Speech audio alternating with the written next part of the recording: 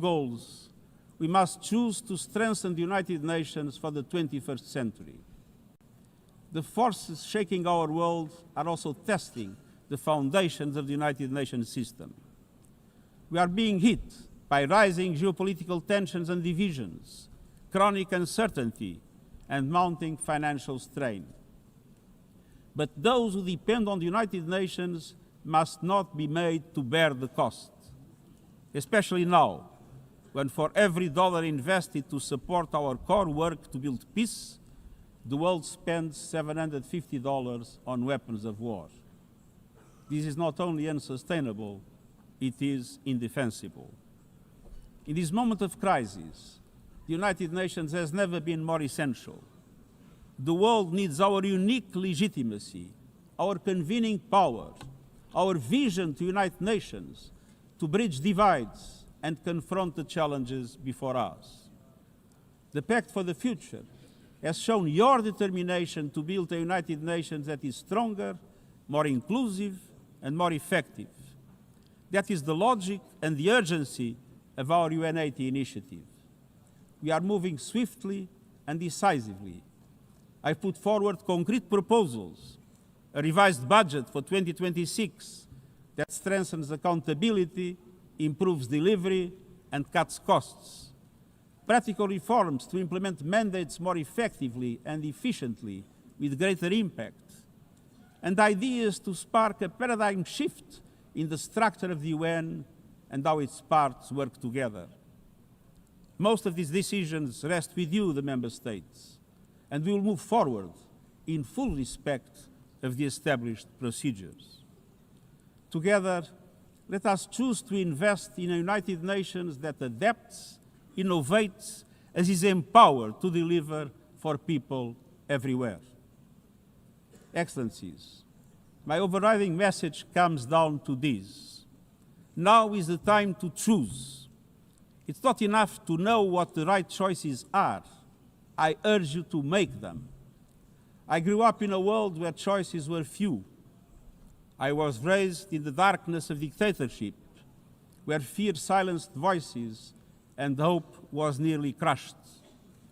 Yet, even the bleakest hours, especially then, I discovered a truth that has never left me. Power does not reside in the hands of those who dominate or divide. Real power resides from people, from our shared resolve to uphold dignity, to defend equality, to believe fiercely in our common humanity and the potential of every human being. I learned early to persevere, to speak out, to refuse to surrender, no matter the challenge, no matter the obstacle, no matter the hour. We must and we will overcome. Because in a world of many choices, there is one choice we must never make, the choice to give up. We must never give up. That is my promise to you, for peace, for dignity, for justice, for humanity, for the world we know is possible when we work as one. I will never, ever give up. Thank you.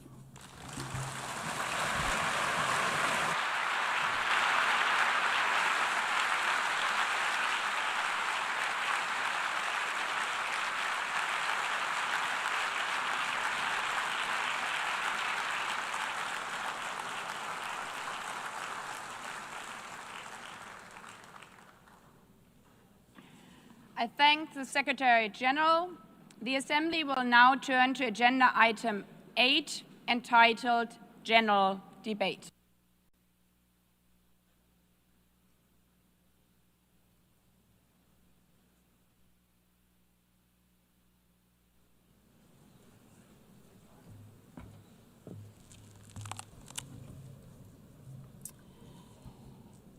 "80 years. Longer than the average human life. This anniversary of the United Nations should have been a moment of celebration. But this is not an ordinary year. Just look at the state of our world, as the Secretary General described. thousands of orphans in Gaza are wandering around the rubble, eating sand, drinking contaminated water. 90-year-old women in Ukraine are hiding from drones, trapped in their homes instead of living their final years in peace. Children in Haiti, too afraid to walk to school, afraid they might be gunned down by gangs like their friends. And for every conflict and tragedy that seizes the headlines, there are so many more that are forgotten, lost to the news cycle. Like women in Democratic Republic of the Congo, shielding their daughters from armed groups, fearful they might be raped. And Rohingya children, spending their whole childhood in tattered tents, unable to remember what their home looks like. Faced with these realities, now is not the time to celebrate, but to ask ourselves, where is the United Nations? Distinguished heads of state and government, Mr. Secretary General, Excellencies, ladies and gentlemen, people out there in the world watching us. Clearly, we have to do better. But what we should not let cynics allow to weaponize these failures, to argue that our institution is a waste of money, outdated, irrelevant. When the principles of the Charter are ignored, is it the UN that has failed? When tanks rolled into Ukraine, was it because Article 2 of the Charter is not clear enough about sovereignty and territorial integrity? When civilians, children, are killed in Gaza, is it humanitarian law at fault for failing to protect them?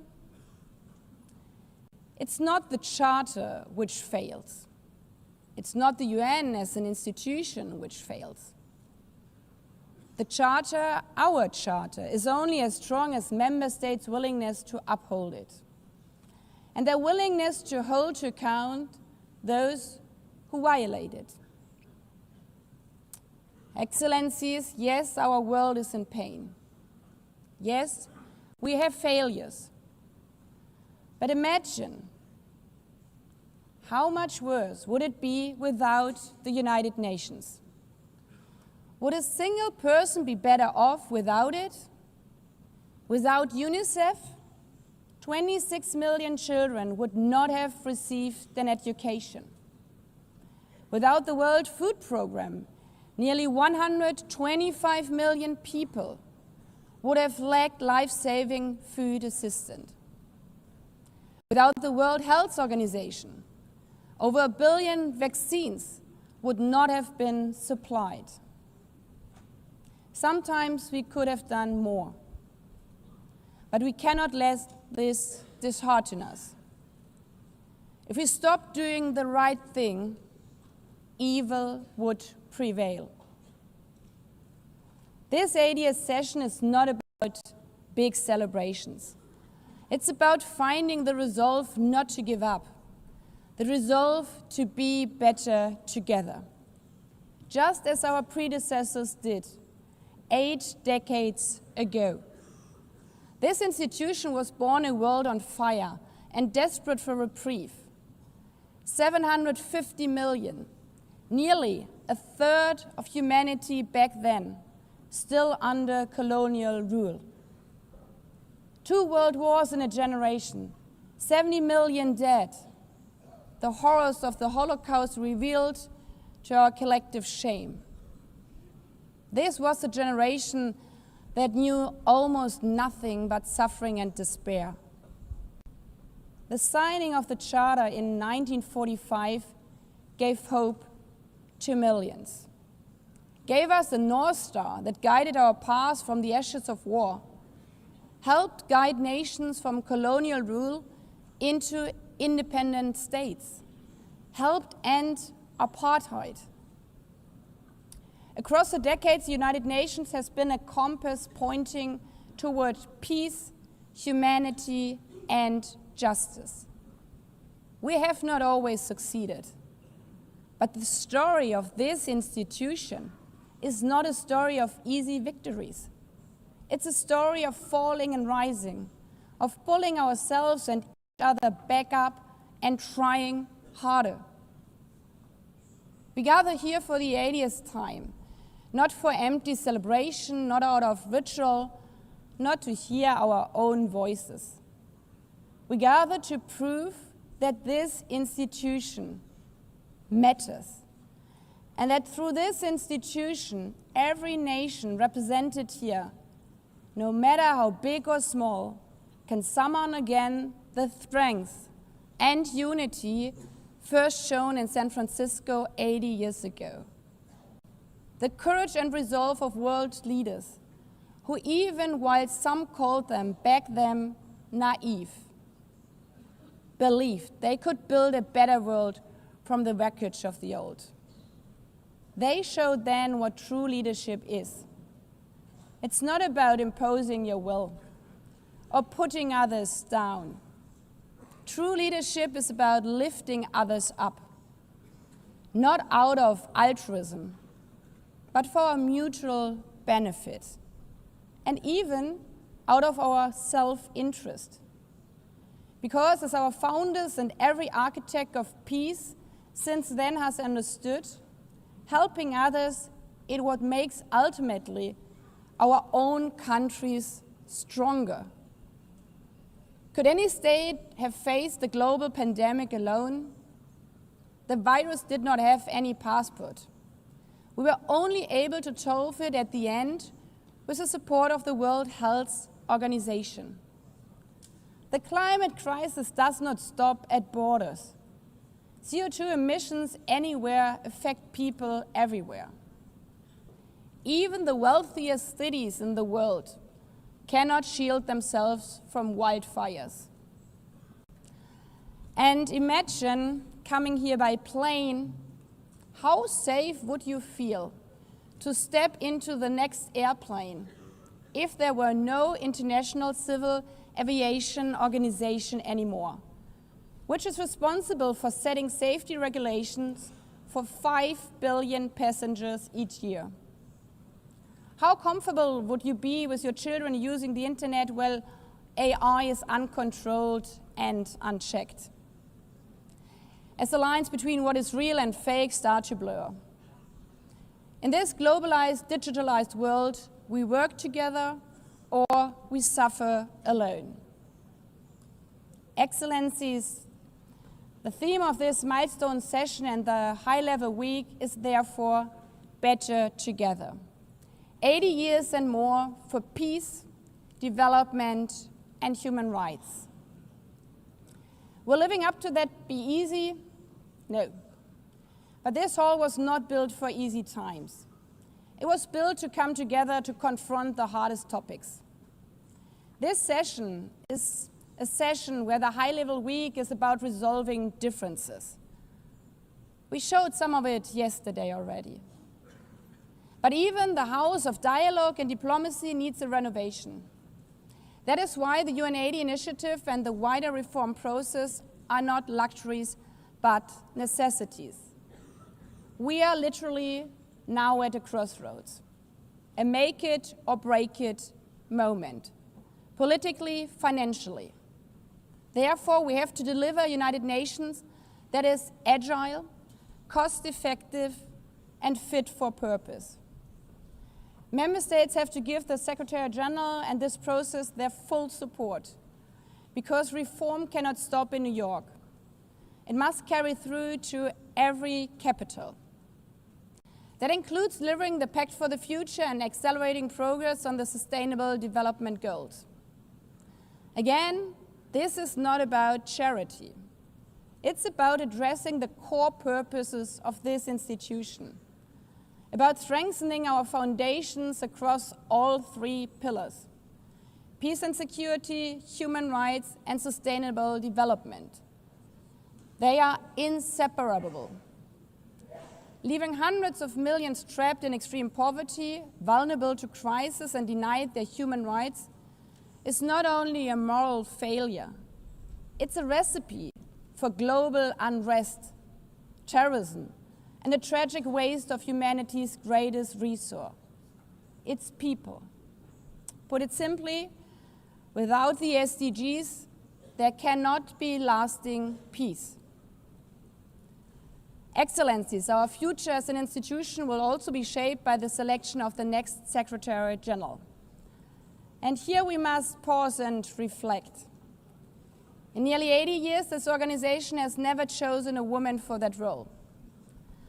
One might wonder how out of 4 billion potential candidates, there could not be found a single one. Of course,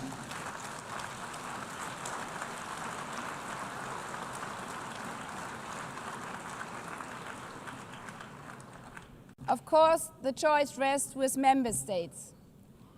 But those of you having been there yesterday celebrating Beijing, one strong female leader after the other from all our continents.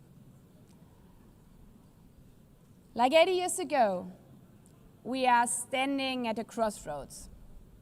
And it's up to us, to every single member state, to live up to the same leadership as your predecessors did, to act when action is needed, to uphold the principles of our charter, to be better together, to show the people around the world that this United Nation is there, today, tomorrow, and for the next 8 decades. Because, after all, it's the life insurance for every country.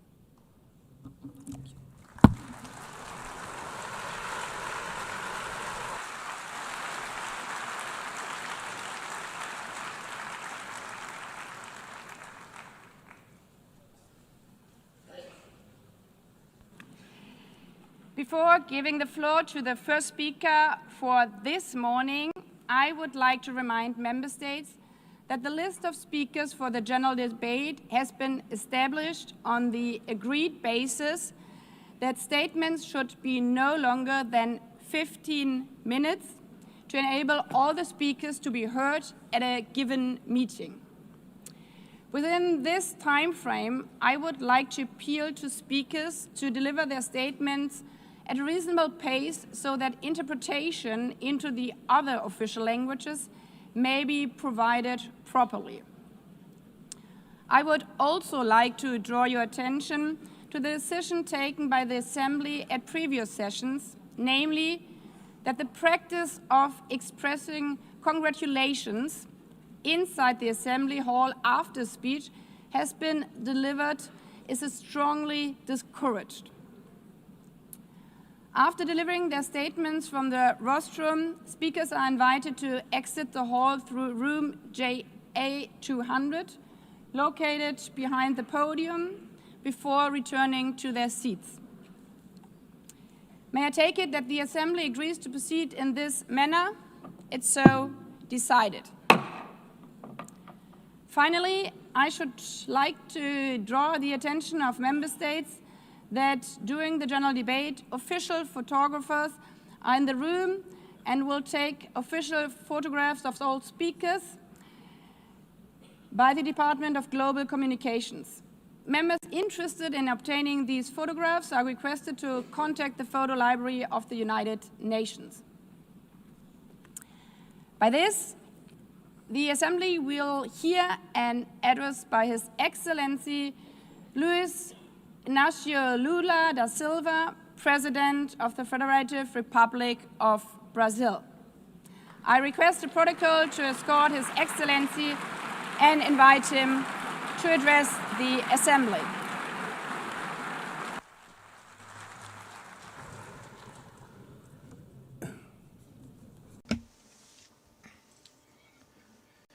Madam President of the General Assembly, Annalena Baerbock, Mr. Secretary General Antonio Guterres, dear heads of state and government, and representatives of the member states gathered here. This should be a time to celebrate the United Nations. Created at the end of the war, the UN symbolizes the highest expression of the aspiration for peace and prosperity. Today, however, the ideals that inspired its founders in San Francisco are under threat as never before in their history. Multilateralism is at a new crossroads. The organization's authority is in check. We are witnessing the consolidation of an international order marked by repeated concessions to power play, attacks on sovereignty, arbitrary sanctions, and unilateral interventions are becoming the rule. There is a clear parallel between the multilateralism crisis and the weakening of democracy. Authoritarianism is strengthened when we fail to act in the face of arbitrary acts, when the international society falters in defending peace, sovereignty, and the rule of law. The consequences are tragic. Throughout the world, anti-democratic forces are trying to subjugate institutions and stifle freedoms. They worship violence, praise ignorance, act as physical and digital militias, and restrict the press. Even under an unprecedented attack, Brazil chose to resist and defend its democracy, regained 40 years ago by its people after 2 decades of dictatorial governments. There is no justification for unilateral and arbitrary measures against our institutions and our economy. The aggression against the independence of the judiciary branch of power is unacceptable. This interference in domestic affairs is aided by a subservient far right who is nostalgic of past hegemonies. False patriots plan and publicly promote actions against Brazil. Peace cannot be achieved with impunity. A few days ago, and for the first time in 525 years of our history, a former head of state was convicted of attacking the democratic rule of law. He was investigated, indicted, trialed, and held accountable for his actions in a meticulous process. He has the right to defend himself was secured, a prerogative that dictatorships deny to their victims. Before the eyes of the world, Brazil sent a message to all aspiring autocrats and those who support them. Our democracy, our sovereignty are non-negotiable.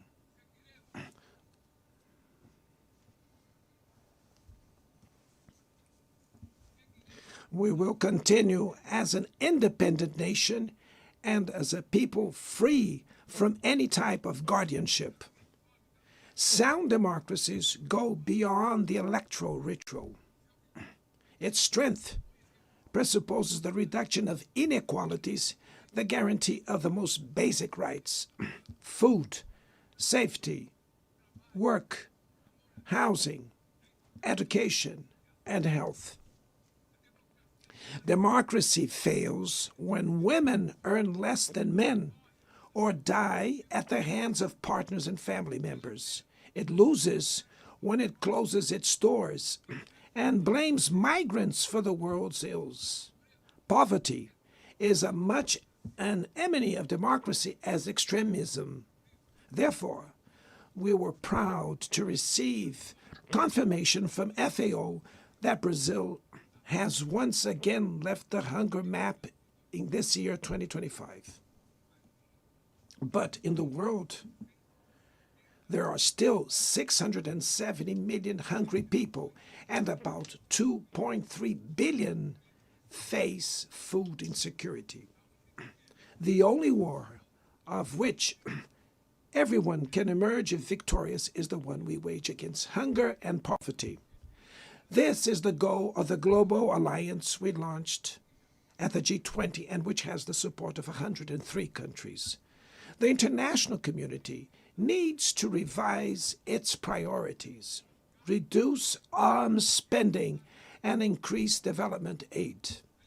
Relieve the service of the foreign debt of the poorest countries, above all African nations, and set minimum global tax standards so that the super rich pay more taxes than workers. Democracy is also measured by the ability to protect families and the childhood. Digital platforms offer possibilities for us to come together in ways we never imagined. But they have been used for sowing intolerance, misogyny, xenophobia, and misinformation. The internet cannot be a land of lawlessness. It's up to governments to protect the most vulnerable. Regulating does not mean restraining freedom of expression. It's about ensuring that what is already illegal in the real world is treated the way in the virtual environment. Attacks on regulation serve to cover up hidden interests and provide shelter for crimes such as fraud, human trafficking, pedophilia, and attacks against democracy.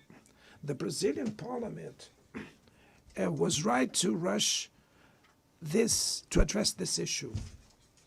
Last week, I proudly enacted one of the world's most advanced laws for the protection of children and adolescents in the digital environment.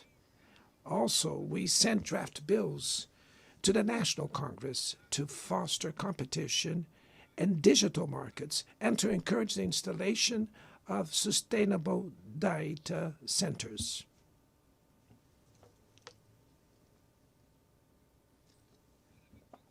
To mitigate the risks of artificial intelligence, we are committed to building multilateral governance in line with the Global Digital Compact that was approved in this plenary last year. Ladies and gentlemen, Your Excellencies, in Latin America and the Caribbean, we are experiencing a time of growing polarization and instability. Maintaining the region as a zone of peace is and was our priority. We are a continent free of weapons of mass destruction, without ethnic or religious conflicts. The comparison between crime and terrorism is worrying. The most effective way to combat drug trafficking is to cooperate to suppress money laundering and limit arms trade.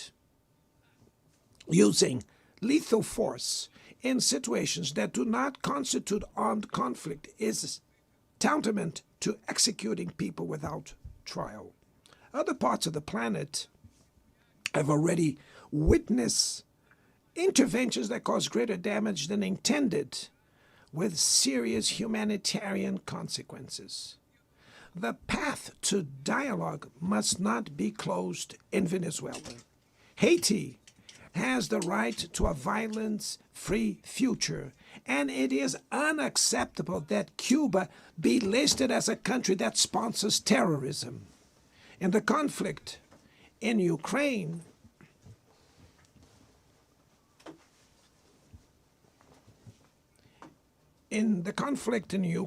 we all already know that there will be no military solution. The recent meeting in Alaska raised hopes for a negotiated way out. It's necessary to pave the way for a realistic solution. This implies taking into account the legitimate security concerns of all parties. The African Initiative and the Friends for Peace group created by China and Brazil can help promote dialogue and a diplomatic solution. No situation is more emblematic of the disproportionate and illegal use of force than the one occurring in Palestine. The terrorist attacks perpetrated by Hamas are indefensible from any angle, but nothing, absolutely nothing, justifies the ongoing genocide in Gaza.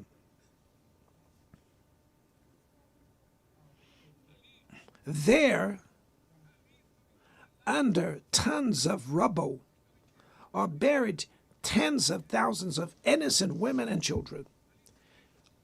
There, we can see that international humanitarian law and the myth of ethical exceptionalism of the West are also being buried there.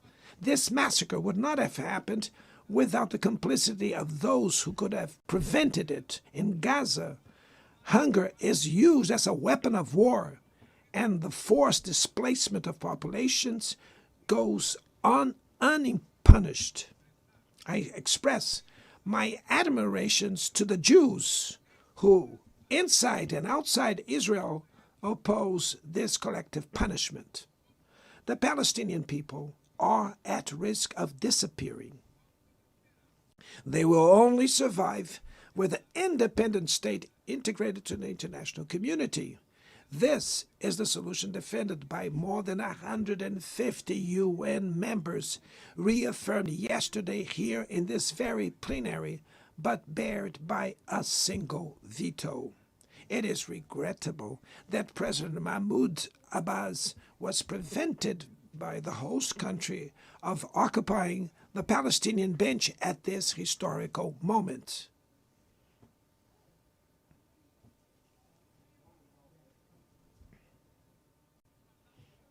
The spread of this conflict to Lebanon, Syria, Iran, Qatar is fueling an unprecedented arms build-up.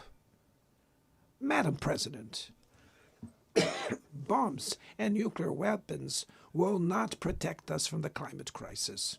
The year of 24 was the warmest already registered. COP30 in the city of in Brazil will the cope of truth. It will be the time for world leaders to prove the seriousness of their commitment to the planet.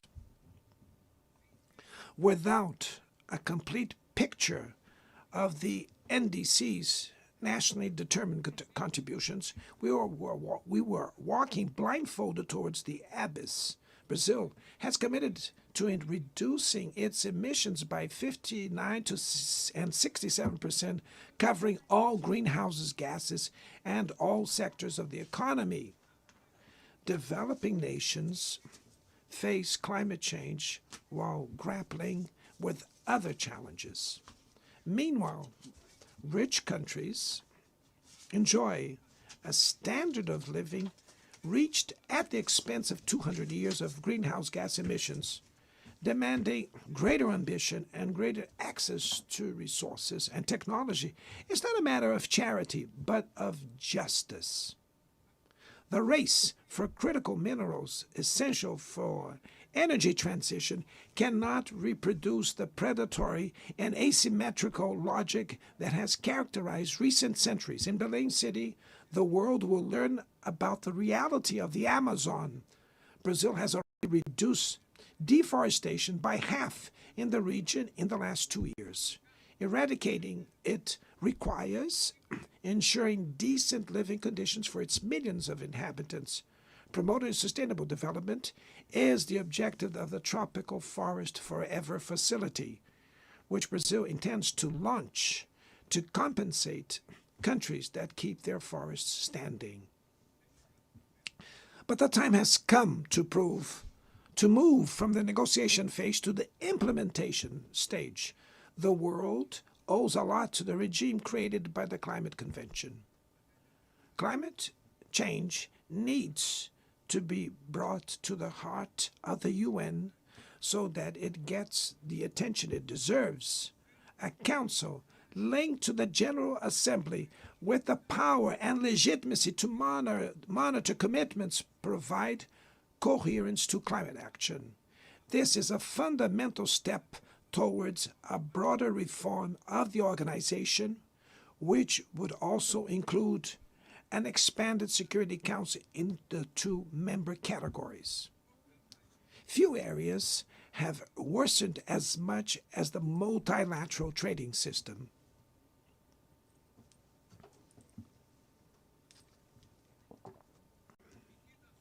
Unilateral measures have rendered fundamental principles, such as the most favored nations clauses, meaningless. They have disrupted value chains and threw the global economy into a pernicious spiral of high prices and stagnation. It is urgent to refound the WTO based on modern and flexible foundations. Your Excellencies, ladies and gentlemen, this year, the world lost 2 exceptional public figures. Former Uruguayan President Pepe Mujica and our dear Pope Francis, both embodied the best humanist values like no other. Their lives were intertwined with the 8 decades of the UN's existence. If they were still among us, they would use this platform to remember that authoritarianism, environmental degradation, and inequality are not relentless, that the only ones defeated are those who stand idly by, resignate, and that we can defeat the false prophets and oligarchs who exploit fear and monetize hate, and that tomorrow is made of daily choices, and it takes courage to act to transform it.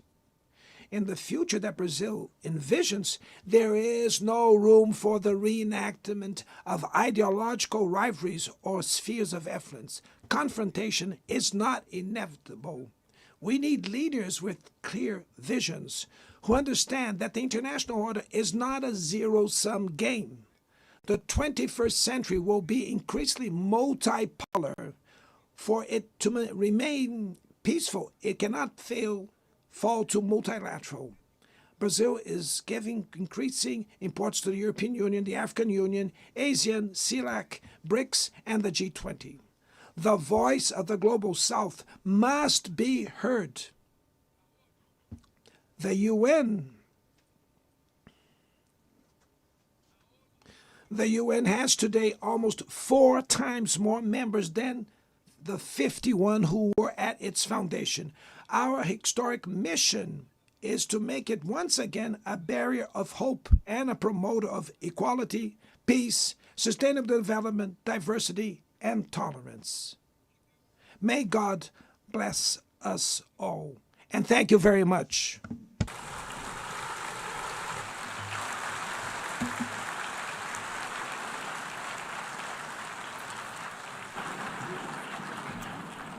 On behalf of the Assembly, I wish to thank the President of the Federative Republic of Brazil,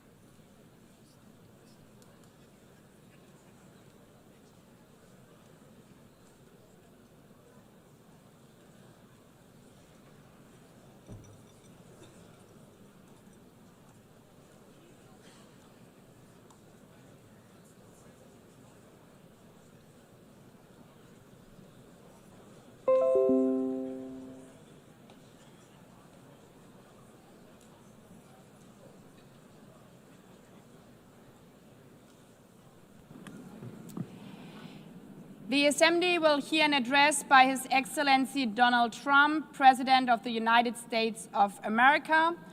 I request protocol to escort His Excellency and invite him to address the Assembly.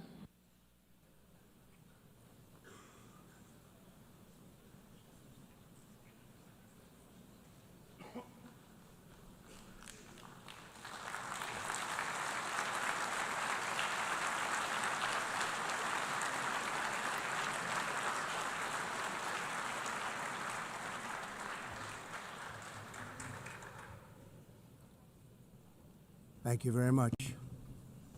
Very much appreciated.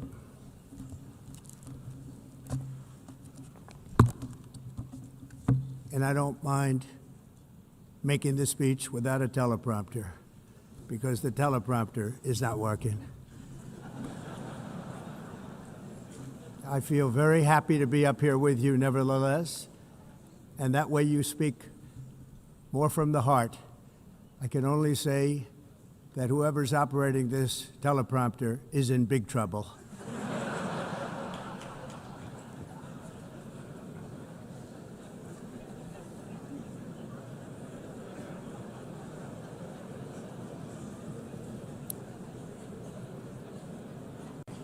Hello, Madam First Lady. Thank you very much for being here. And Madam President, Mr. Secretary General, First Lady of the United States, distinguished delegates, ambassadors, and world leaders. 6 years have passed since I last stood in this grand hall and addressed a world that was prosperous and at peace in my first term.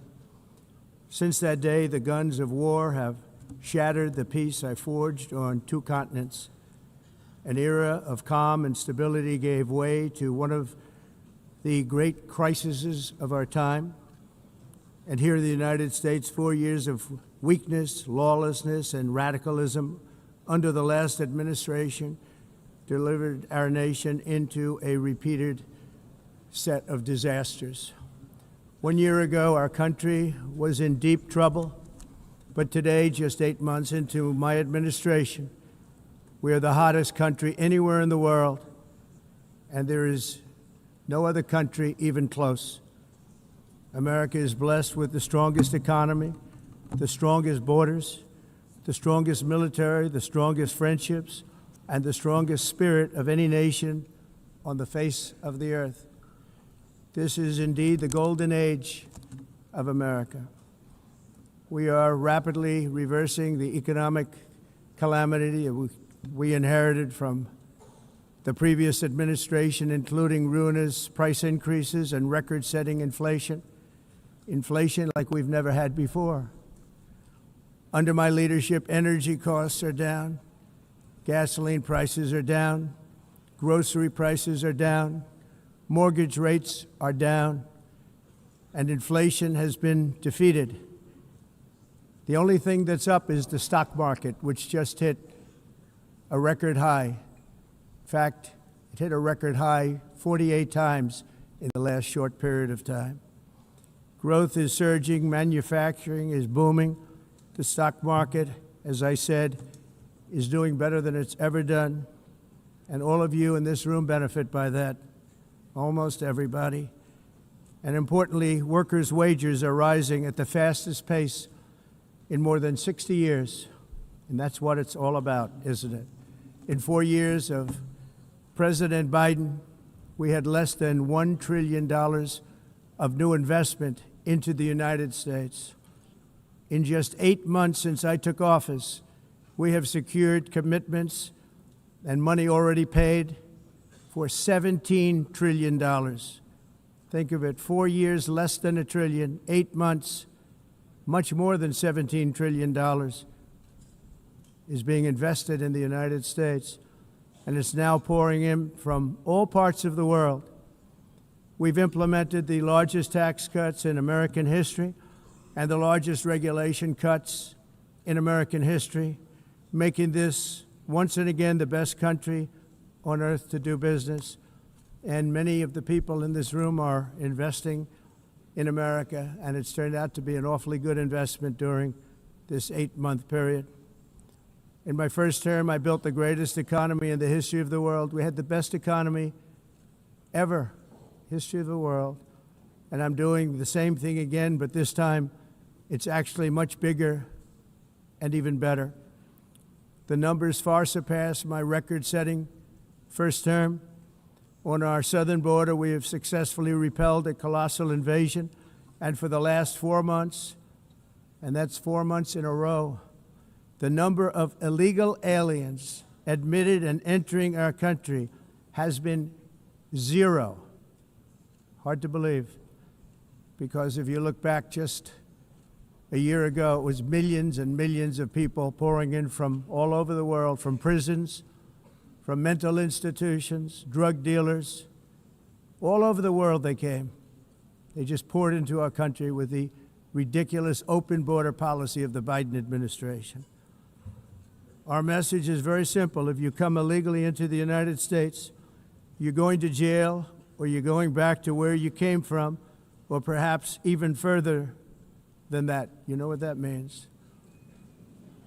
I want to thank the country of El Salvador for the successful and professional job they've done in receiving and jailing so many criminals that entered our country. And it was under the previous administration that the number became record-setting, and they're all being taken out.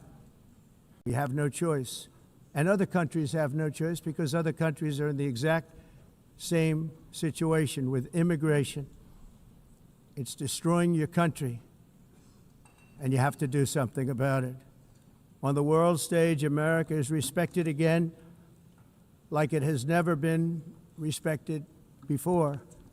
You think about 2 years ago, 3 years ago, 4 years ago, or 1 year ago, we were a laughingstock all over the world. At the NATO summit in June, virtually all NATO members formally committed to increase defense spending, at my request, from 2% to 5% of GDP, making our alliance far stronger and more powerful than it was ever before.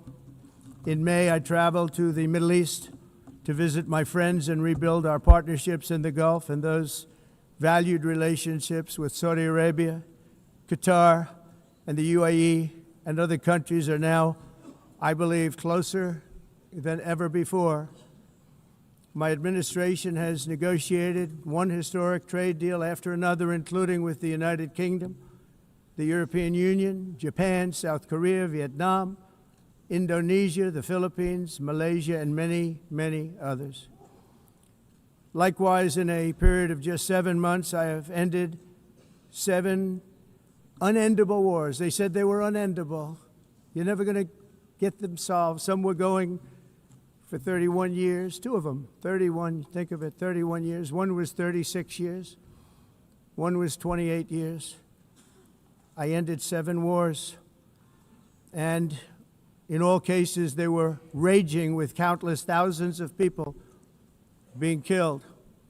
This includes Cambodia and Thailand, Kosovo and Serbia, the Congo and Rwanda, a vicious, violent war that was, Pakistan and India, Israel and Iran, Egypt and Ethiopia, and Armenia and Azerbaijan. It included all of them. No president or prime minister, and for that matter, no other country has ever done anything close to that. And I did it in just 7 months. It's never happened before. There's never been anything like that. I'm very honored to have done it. It's too bad that I had to do these things instead of the United Nations doing them. And sadly, in all cases, the United Nations did not even try to help in any of them. I ended 7 wars, dealt with the leaders of each and every one of these countries, and never even received a phone call from the United Nations offering to help in finalizing the deal. All I got from the United Nations was an escalator that on the way up stopped right in the middle. If the First Lady wasn't in great shape, she would have fallen, but she's in great shape. We're both in good shape. We both stood. And then a teleprompter that didn't work. These are the 2 things I got from the United Nations, a bad escalator and a bad teleprompter. Thank you very much. And by the way, it's working now. It just went on. Thank you. I think I should just do it the other way. It's easier. Thank you very much. I didn't think of it at the time because I was too busy working to save millions of lives. That is the saving and stopping of these wars. But later I realized that the United Nations wasn't there for us. They weren't there. I thought of it really after the fact, not during these negotiations, which were not easy. That being the case, what is the purpose of the United Nations? The UN has such tremendous potential. I've always said it. It has such tremendous, tremendous potential, but it's not even coming close to living up to that potential. For the most part, at least for now, all they seem to do is write a really strongly worded letter and then never follow that letter up. It's empty words, and empty words don't solve war. The only thing that solves war and wars is action. Now, after ending all of these wars and also earlier negotiating the Abraham Accords, which is a very big thing for which our country received no credit, never receives credit. Everyone says that I should get the Nobel Peace Prize for each one of these achievements. But for me, the real prize will be the sons and daughters who live to grow up with their mothers and fathers, because millions of people are no longer being killed in endless and unglorious wars. What I care about is not winning prizes, it's saving lives. We saved millions and millions of lives with the 7 wars. And we have others that we're working on, and you know that. Many years ago, a very successful real estate developer in New York, known as Donald J. Trump, I bid on the renovation and rebuilding of this very United Nations complex. I remember it so well. I said at the time that I would do it for $500 million, rebuilding everything. It would be beautiful. I used to talk about, I'm going to give you marble floors. They're going to give you terrazzo. I'm going to give you the best of everything. You're going to have mahogany walls. They're going to give you plastic. But they decided to go in another direction, which was much more expensive at the time, and which actually produced a far inferior product. And I realized that they did not know what they were doing when it came to construction, and that their building concepts were so wrong, and the product that they were proposing to build was so bad and so costly. It was going to cost them a fortune. And I said, and wait till you see the overruns. Well, I turned out to be right. They had massive cost overruns and spent between $2 and $4 billion on the building and did not even get the marble floors that I promised them. You walk on terrazzo. Do you notice that? As far as I'm concerned, frankly, looking at the building and getting stuck on the escalator, they still haven't finished the job.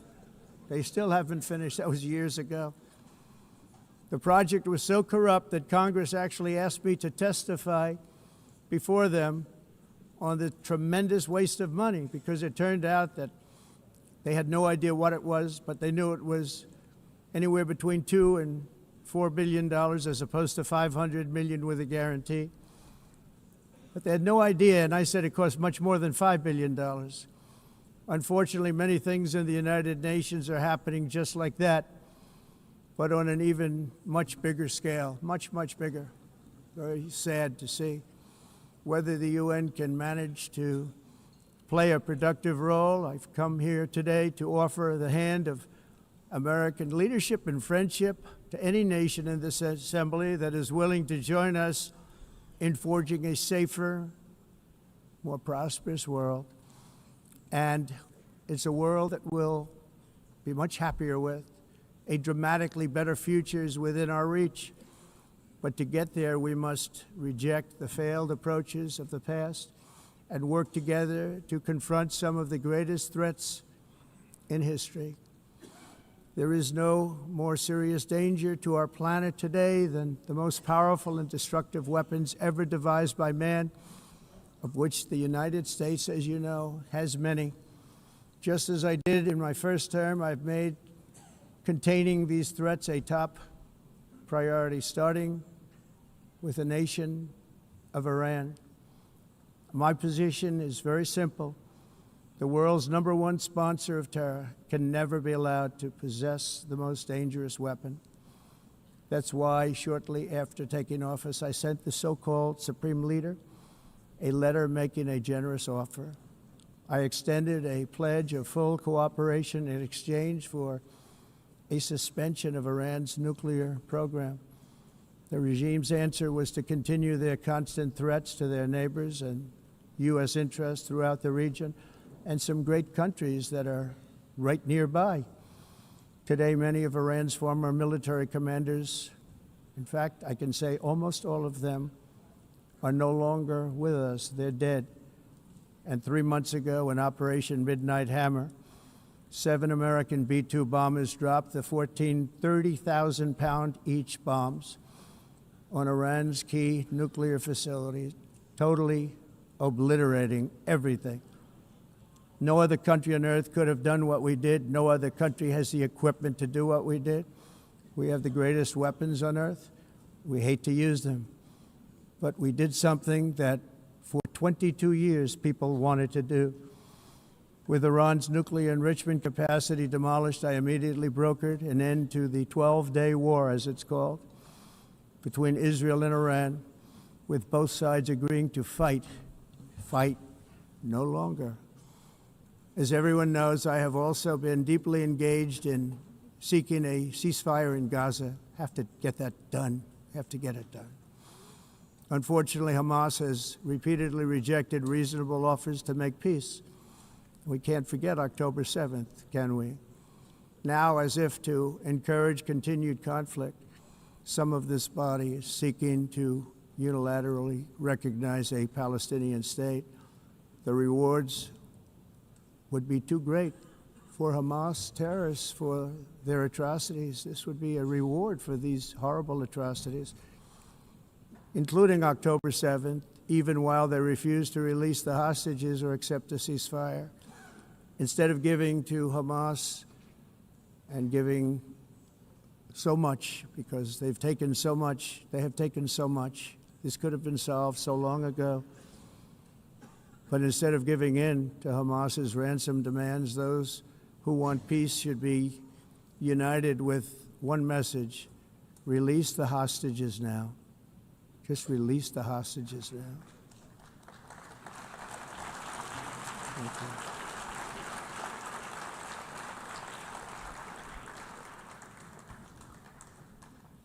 Thank you. As we have got to come together, and we will come together, going to get it done. We have to stop the war in Gaza immediately. We have to stop it. We have to get it done. We have to negotiate, immediately have to negotiate peace. We got to get the hostages back. We want all 20 back. We don't want 2 and 4. As you know, I got, along with Steve Witkoff and others that helped us, Marco Rubio, we got most of them back. We were involved in all of them. But I always said the last 20 are going to be the hardest, and that's exactly what happened. We have to get them back now. We don't want to get back 2, and then another 2, and then 1, and then 3, have this process. No, we want them all back, and we want the actually 38 dead bodies back, too. Those parents came to me, and they want them back, and they want them back very quickly and very badly, as though they were alive. They want them. They want them every bit as much as if their son or daughter were alive. I've also been working relentlessly, stopping the killing in Ukraine. I thought that would be, of the 7 wars that I stopped, I thought that would be the easiest because of my relationship with President Putin, which had always been a good one. I thought that was going to be the easiest one. But you know, in war, you never know what's going to happen. There are always lots of surprises, both good and bad. Everyone thought Russia would win this war in 3 days, but it didn't work out that way. It was supposed to be just a quick little skirmish. It's not making Russia look good. It's making them look bad. No matter what happens from here on out, this was something that should have taken a matter of days, certainly less than a week. And they've been fighting for 3.5 years and killing anywhere from 5,000 to 7,000 young soldiers, mostly soldiers, on both sides, every single week, from 5,000 to 7,000 dead young people, and some in cities, much smaller numbers, where rockets are shot, where drones are dropped. This war would never have started if I were president. This was a war that should have never happened. It shows you what leadership is, what bad leadership can do to a country. Look what happened to the United States, and look where we are right now in just a short period of time. The only question now is how many more lives will be needlessly lost on both sides. China and India are the primary funders of the ongoing war by continuing to purchase Russian oil. But inexcusably, even NATO countries have not cut off much Russian energy and Russian energy products, which, as you know, I found out about 2 weeks ago, and I wasn't happy. Think of it. They're funding the war against themselves. Who the hell ever heard of that one?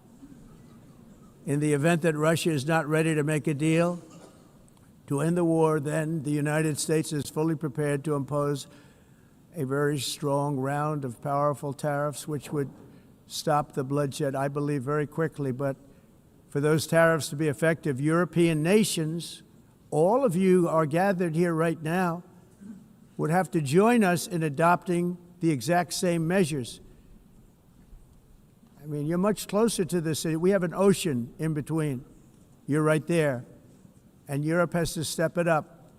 They can't be doing what they're doing. They're buying oil and gas from Russia while they're fighting Russia. It's embarrassing to them, and it was very embarrassing to them when I found out about it, I can tell you that. But they have to immediately cease all energy purchases from Russia. Otherwise, we're all wasting a lot of time. So I'm ready to discuss this. We're going to discuss it today with the European nations, all gathered here. I'm sure they're thrilled to hear me speak about it, but that's the way it is. I like to speak my mind and speak the truth. As we seek to reduce the threat of dangerous weapons today, I'm also calling on every nation to join us in ending the development of biological weapons once and for all. And biological is terrible, and nuclear is even beyond, and we include nuclear in that. We want to have a cessation of the development of nuclear weapons. We know, and I get to view it all the time. Sir, would you like to see? And I look at weapons that are so powerful that we just can't ever use them. If we ever use them, the world literally might come to an end. There would be no United Nations to be talking about. There would be no nothing. Just a few years ago, reckless experiments overseas gave us a devastating global pandemic.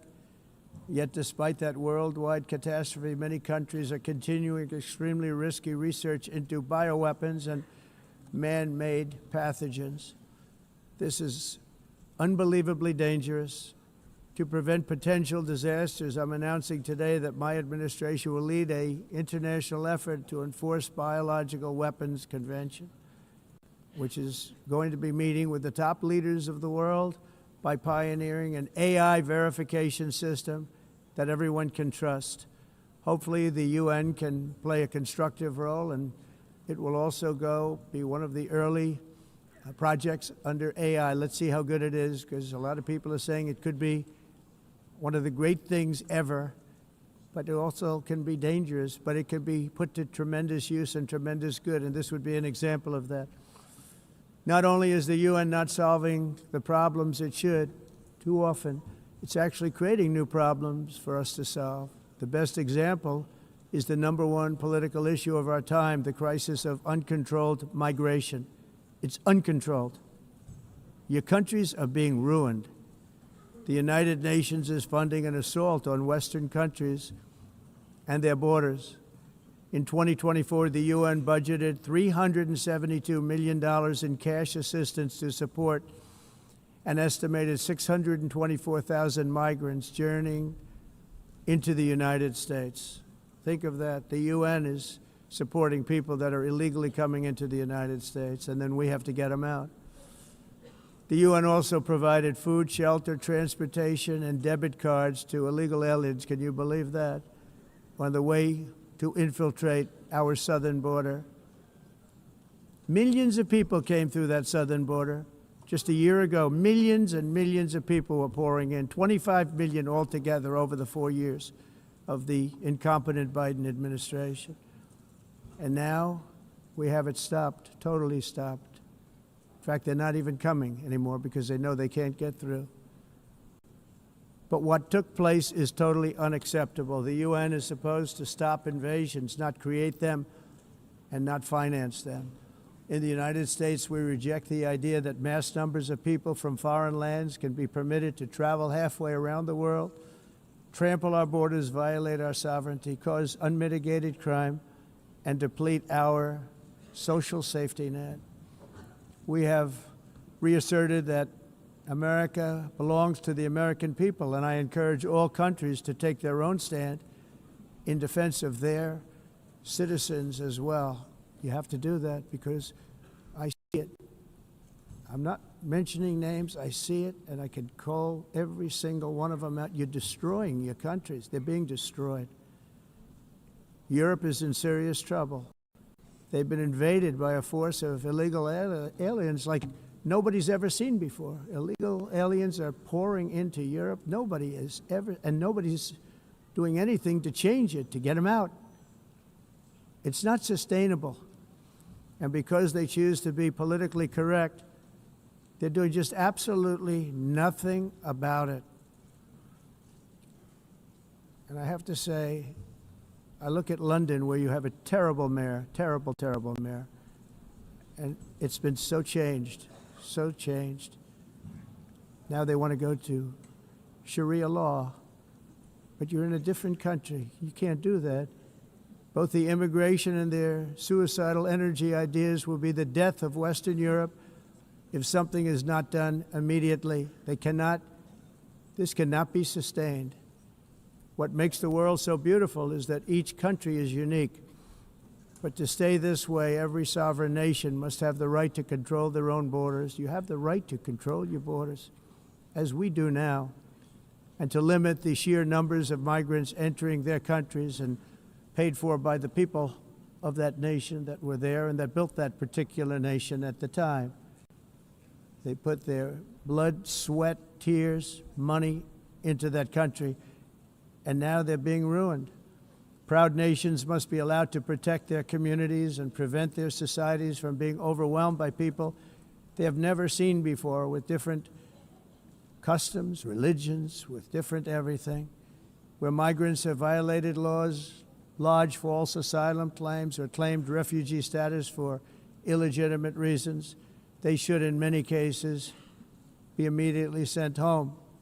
And while we will always have a big heart for places and people that are struggling and truly compassionate, answers will be given. We have to solve the problem, and we have to solve it in their countries, not create new problems in our countries. And we are very helpful to a lot of countries that are just not able to send their people anymore.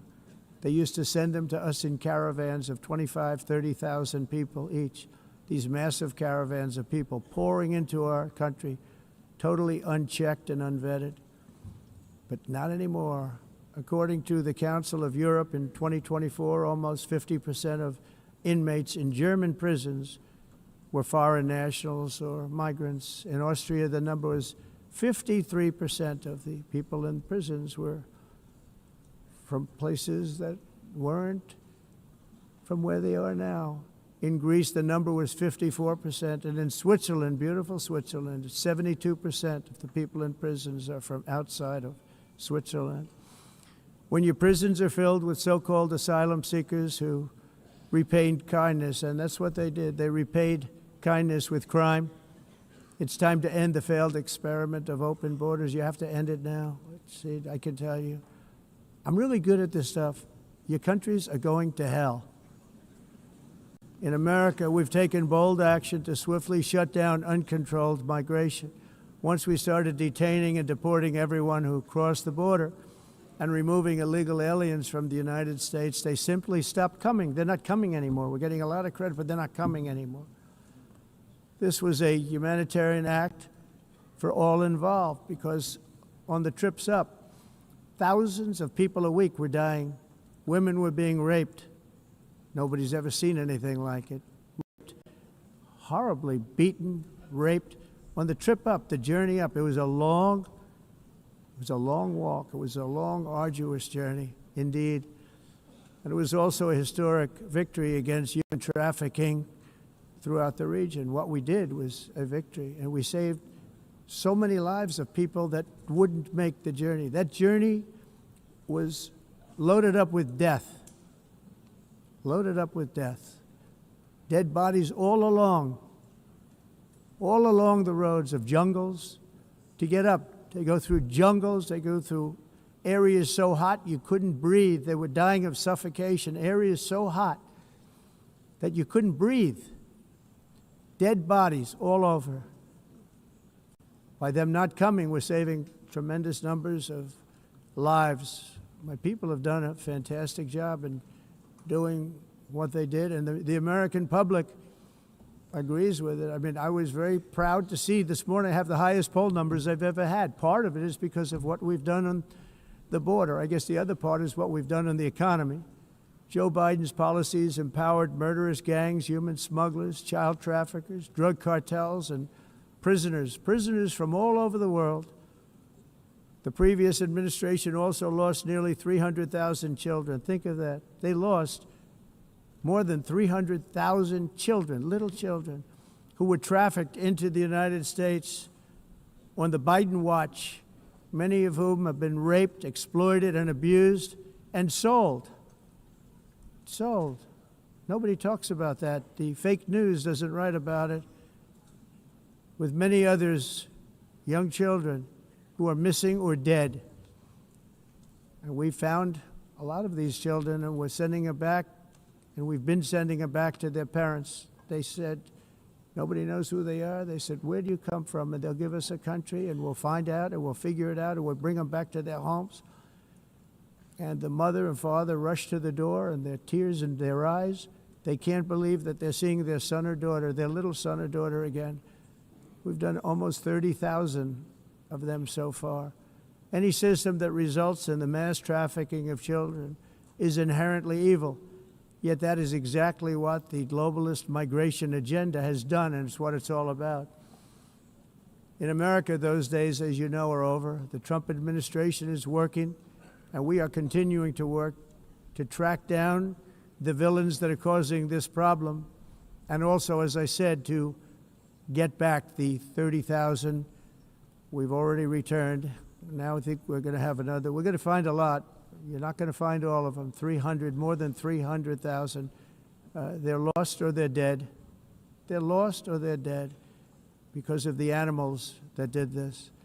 To protect our citizens, I've also designated multiple savage drug cartels as far as and you see this, and you see it happening right before your eyes.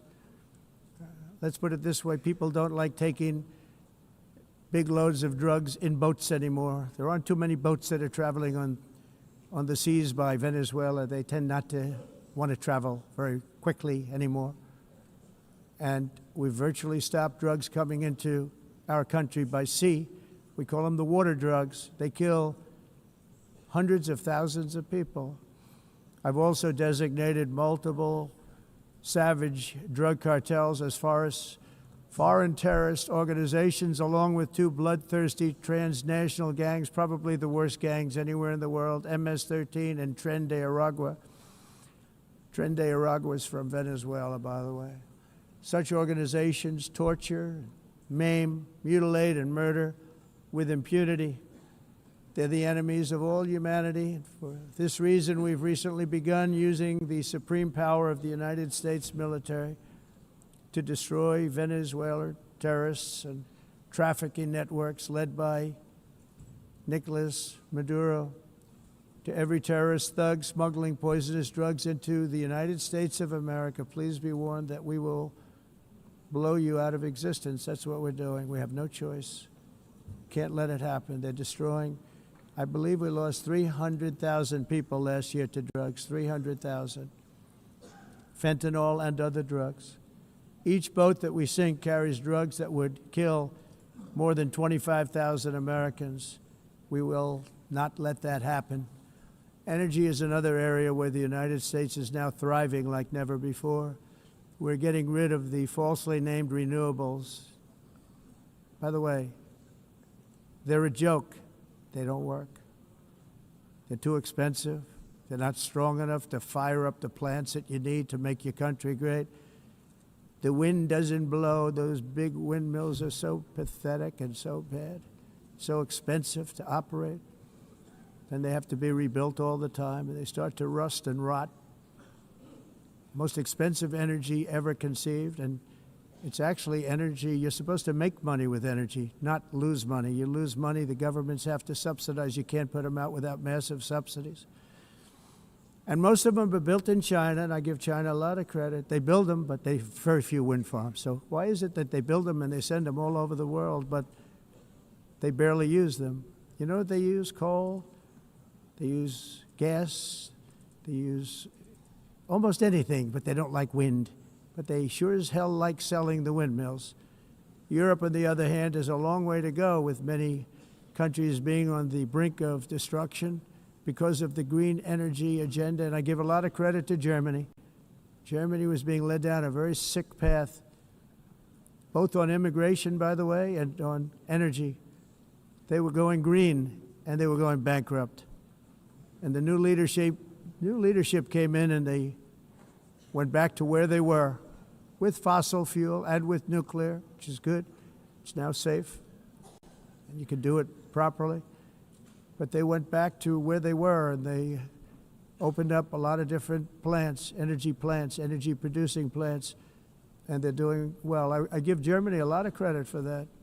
They've said this is a disaster, what's happening. They were going all green. All green is all bankrupt. That's what it represents. And it's not politically correct. I'll be very badly criticized for saying it, but I'm here to tell the truth. I don't care. It doesn't matter to me. I'm in New York City. I'm feeling a lot safer. Crime, we're getting crime down. And by the way, speaking of crime, Washington, D.C. was the crime capital of America. Now it's after 12 days, it's a totally safe city. Everyone's going out to dinner. They're going out to restaurants. Your wife can walk down the middle of the street with or without you. Nothing's going to happen. My people have done a fantastic job. And yes, I called in the National Guard, and the National Guard took care of business. And they weren't politically correct, but they took care of business. We got 1,700 career criminals out, brought them back to where they came from, the countries where they came from, or put them in jails. Washington, D.C. is now a totally safe city again, and I welcome you to come. In fact, we'll have dinner together at a local restaurant, and we'll be able to walk. We don't have to go by an armor-plated vehicle. We'll walk right over there from the White House. They've given up their powerful edge, a lot of the countries that we're talking about, in oil and gas, such as essentially closing the great North Sea oil. Oh, the North Sea, I know it so well.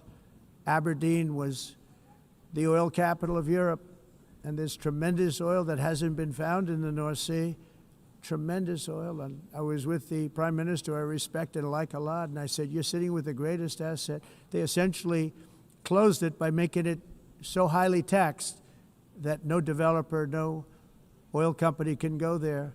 They have tremendous oil left, and more importantly, they have tremendous oil that hasn't even been found yet. And what a tremendous asset for the United Kingdom. And I hope the Prime Minister is listening, because I told it to him 3 days in a row. That's all he heard. North Sea oil, North Sea, because I want to see them do well. I want to stop seeing them ruining that beautiful Scottish and English countryside with windmills and massive solar panels that go 7 miles by 7 miles, taking away farmland. But we're not letting this happen in America. In 1982, the executive director of the United Nations Environmental Program predicted that by the year 2000, climate change would cause a global catastrophe. He said that it will be irreversible, as any nuclear holocaust would be. This is what they said at the United Nations. What happened? Here we are. Another UN official stated in 1989 that within a decade, entire nations could be wiped off the map by global warming. Not happening. You know, it used to be global cooling. If you look back years ago in the 1920s and the 1930s, they said, global cooling will kill the world. We have to do something. Then they said global warming will kill the world, but then it started getting cooler, so now they could just call it climate change, because that way they can't miss. It's climate change, because if it goes higher or lower, whatever the hell happens, there's climate change. It's the greatest con job ever perpetrated on the world, in my opinion. Climate change, no matter what happens, you're involved in that. No more global warming, no more global cooling. All of these predictions made by the United Nations and many others, often for bad reasons, were wrong. They were made by stupid people that have cost their countries fortunes and given those same countries no chance for success. If you don't get away from this green scam, your country is going to fail. And I'm really good at predicting things, you know. They actually said during the campaign they had a hat, the best-selling hat. Trump was right about everything. And I don't say that in a braggadocious way, but it's true. I've been right about everything. And I'm telling you that if you don't get away from the green energy scam, your country is going to fail.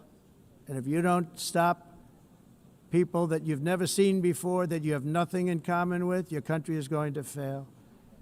I'm the President of the United States, but I worry about Europe. I love Europe. I love the people of Europe. And I hate to see it being devastated by energy and immigration. This double-tailed monster destroys everything in its wake, and they cannot let that happen any longer. You're doing it because you want to be nice. You want to be politically correct, and you're destroying your heritage. They must take control strongly and immediately of the unmitigated immigration disaster and the fake energy catastrophe before it's too late. The carbon footprint is a hoax made up by people with evil intentions, and they're heading down a path of total destruction. You know, the carbon footprint was a big, big thing a few years ago. I remember hearing about the carbon footprint, and then President Obama would get into Air Force One, a massive Boeing 747, and not a new one, an old one with old engines that spew everything into the atmosphere. He'd talk about the carbon footprint, we must do so. Then he'd get in and he'd fly from Washington to Hawaii to play a round of golf. And then he'd get back onto that big, beautiful plane and he'd fly back and he'd talk about, again, global warming and the carbon footprint. It's a con job. At extreme cost and expense, Europe reduced its own carbon footprint by 37%. Think of that. Congratulations, Europe. Great job. You cost yourself a lot of jobs, a lot of factories closed, but you reduced the carbon footprint by 37%. However, for all of that sacrifice and much more, it's been totally wiped out and then some by a global increase of 54%. Much of it coming from China and other countries that are thriving around China, which now produces more CO2 than all the other developed nations in the world. So all of these countries are working so hard on the carbon footprint, which is nonsense, by the way. It's nonsense. You know, it's interesting. In the United States, we have still radicalized environmentalists, and they want the factories to stop. Everything should stop. No more cows. We don't want cows anymore. I guess they want to kill all the cows. They want to do things that are just unbelievable, and you have it too. But you know, we have a border, strong, and we have a shape, and that shape doesn't just go straight up. That shape is amorphous when it comes to the atmosphere. And if we had the most clean air, and I think we do, we have very clean air. We have the cleanest air we've had in many, many years. But the problem is that other countries, like China, which has air that's a little bit rough, it blows. And no matter what you're doing down here, the air up here tends to get very dirty because it comes in from other countries where their air isn't so clean. And the environmentalists refuse to acknowledge that. Same thing with garbage. In Asia, they dump much of their garbage right into the ocean. And over about a 1 week and 2 week journey, it flows right past Los Angeles. You've seen it. Massive amounts of garbage, almost too much to do anything about, flowing past Los Angeles, past San Francisco, and then somebody will get in trouble because he dropped a cigarette on the beach. The whole thing is crazy. The primary effect of these brutal green energy policies has not been to help the environment, but to redistribute manufacturing and industrial activity from developed countries that follow the insane rules that are put down to polluting countries that break the rules and are making a fortune. They're making a fortune. European electricity bills are now 4 to 5 times more expensive than those in China, and 2 to 3 times higher than the United States. And our bills are coming way down. You probably see that our gasoline prices are way down. You know, we have an expression, drill. Nós reduzimos os custos de energia porque nós faremos, como a expressão, vamos fazer tudo isso, reduzir os custos de energia, e os custos diminuíram nos Estados Unidos. Common to see one. Por exemplo, se você olhar Electric costs nos países em approximately faturas de energia, 100 heat-related deaths. nós não aclimatizamos, mas nós nos Estados Unidos conseguimos usar eles e evitar aumento da temperatura, porque é muito caro também usar nada e ninguém usa. Pretending to stop the global Tudo isso hoax. The a of asking mudança. industrialized nations, Esse agenda mundialista não tem nenhum sentido. entire societies must be rejected País and pre- it must be immediate. That's why in America I withdrew from the fake Paris Climate Accord, where, by the way, America was paying so much more than every country. Others weren't paying. China didn't have to pay until 2030. Russia was given an old standard that was easy to meet, a 1990 standard. But for the United States, we're supposed to pay like $1 trillion. And I said, this is another scam. The fact is, the United States has been taken advantage of by the world for many, many years, but not any longer, as you probably noticed. I unleashed massive energy production and signed historic executive orders to hunt for oil, but we don't have to do much hunting because we have the most oil of any nation anywhere, oil and gas in the world. And if you add coal, we have the most of any nation in the world. Clean, I call it clean, beautiful coal. You can do things today with coal that you couldn't have done 10 years ago, 15 years. So I have a little standing order in the White House. Never use the word coal, only use the words clean, beautiful coal. Sounds much better, doesn't it? But we stand ready to provide any country with abundant, affordable energy supplies if you need them, when most of you do. We're proudly exporting energy all over the world. We're now the largest exporter. In the United States, we want trade and robust commerce with all nations, everybody. We want to help nations. We're going to help nations. But it must also be fair and reciprocal. The challenge with trade is much the same with climate. The countries that followed the rules, all their factories have been plundered. It's really sad to watch. They've been broken. They've been broken by countries that broke the rules. That's why the United States is now applying tariffs to other countries, and much as these tariffs were for many years applied to us, uncontrollably applied to us. We've used tariffs as a defense mechanism under the Trump administration, including my first term, where hundreds of billions of dollars in tariffs were taken in. And by the way, we had the lowest inflation, and now we have very low inflation. The only thing different is that we have hundreds of billions of dollars flowing into our country.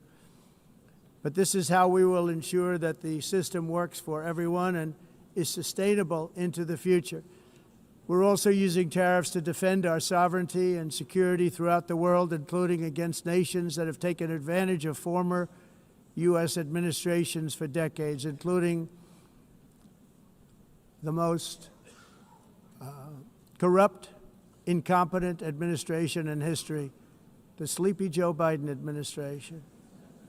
Brazil now faces major tariffs in response to its unprecedented efforts to interfere in the rights and freedoms of our American citizens and others, with censorship, repression, weaponization, judicial corruption, and targeting of political critics in the United States. I have a little problem saying this because I must tell you, I was walking in and the leader of Brazil was walking out. We saw him and I saw him, he saw me, and we embraced. And then I'm saying, can you believe I'm going to be saying this in just 2 minutes? But we actually agreed that we would meet next week. We didn't have much time to talk, like about 20 seconds. They were in retrospect, I'm glad I waited because this thing didn't work out too well. But we did talk, we had a good talk, and we agreed to meet next week, if that's of interest. But he seemed like a very nice man, actually. He liked me, I liked him. But if you, and I only do business with people I like. When I don't like them, I don't like them. But we had, at least for about 39 seconds, we had excellent chemistry. It's a good sign. But also in the past, Brazil, can you believe this, unfairly tariffed our nation, but now because of our tariffs, we are hitting them back, and we're hitting them back very hard. As president, I will always defend our national sovereignty and the rights of American citizens. So I'm very sorry to say this, that Brazil is doing poorly and will continue to do poorly. They can only do well when they're working with us. Without us, they will fail, just as others have failed. It's true. Next year, the United States will celebrate the 250th anniversary of our glorious independence, a testament to enduring power and American freedom and spirit. We will also be proudly hosting the 2026 FIFA World Cup, and shortly thereafter, the 2028 Olympics, which is going to be very exciting. I hope you all come. I hope that countless people from all over the globe will take part of these will be great celebrations of liberty and human achievement, and that together we all can rejoice in the miracles of history that began in July 4th, 1776, when we founded the light to all nations. And it's something really that an amazing thing came out of that date. It's called the United States of America. In honor of this momentous anniversary, I hope that all countries who find inspiration in our example will join us in renewing our commitment, values, and those values, really, that we hold so dear. Together, let us defend free speech and free expression. Let us protect religious liberty, including for the most persecuted religion on the planet today. It's called Christianity.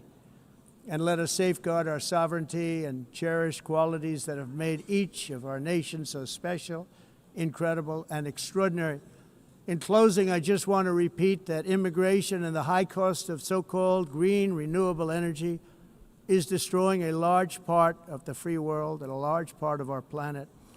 Countries that cherish freedom are fading fast because of their policies on these two subjects.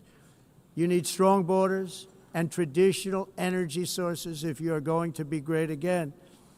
Whether you have come from north or south, east or west, near or far, every leader in this beautiful hall today represents a rich culture, a noble history, and a proud heritage that makes each nation majestic and unique, unlike anything else in human history or any other place on the face of the earth.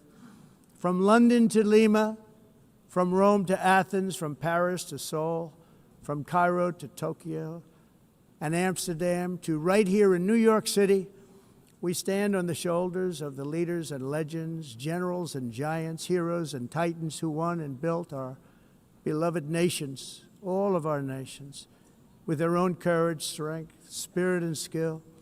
Our ancestors climbed to mountains, conquered oceans, crossed deserts, and trekked over wide open plains. They charged into thunderous battles, plunged into grave dangers, and they were soldiers and farmers and workers and warriors and explorers and patriots.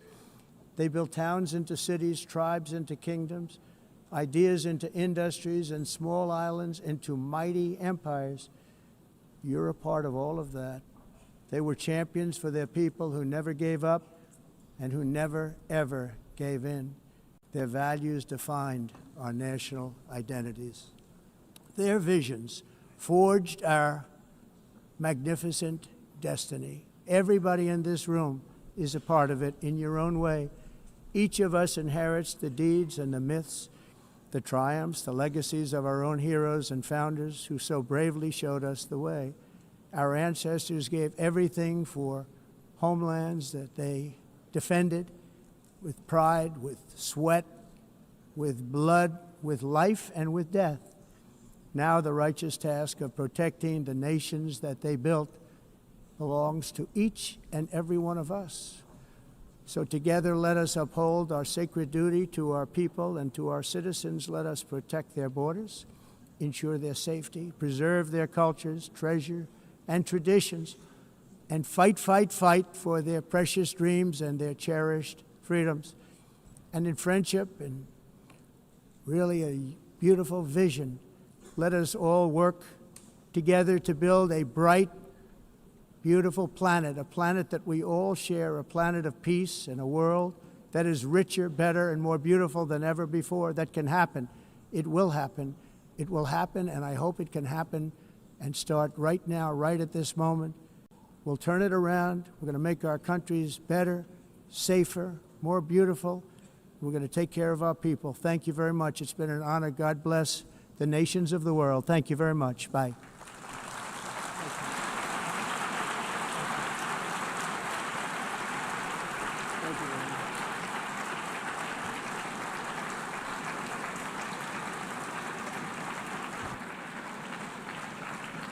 On behalf of the Assembly, I wish to thank the President of the United States,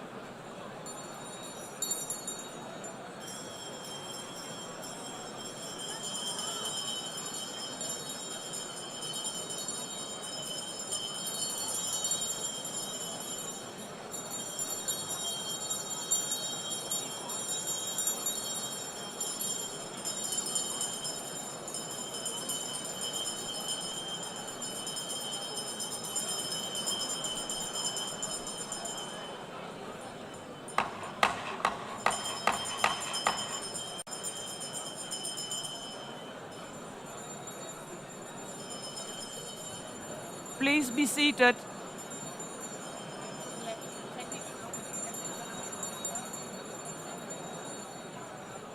Please be seated.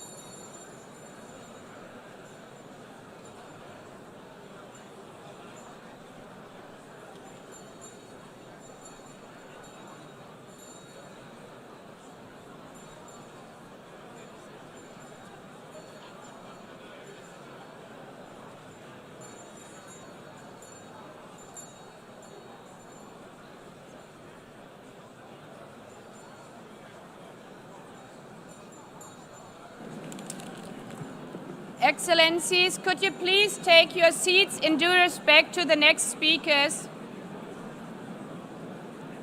The second row, could you please take your seat right now?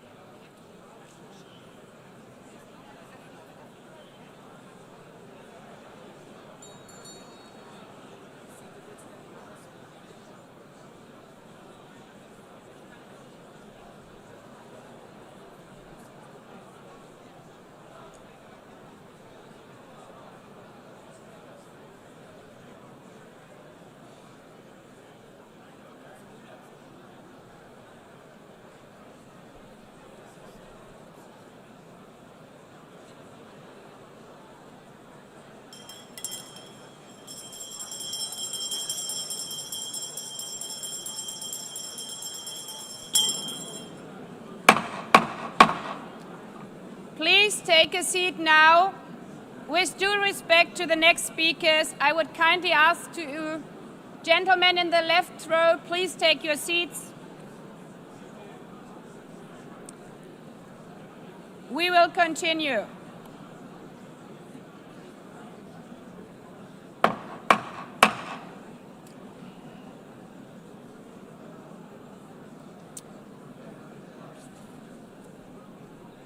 Excellencies, as we are receiving queries, I would like to assure you that don't worry, the UN teleprompters are working perfectly. And by this technical note, I would like to call on the next speaker. The Assembly will hear an address by His Excellency Prabowo Subianto, President of the Republic of Indonesia. I request protocol to escort His Excellency and invite him to address the Assembly.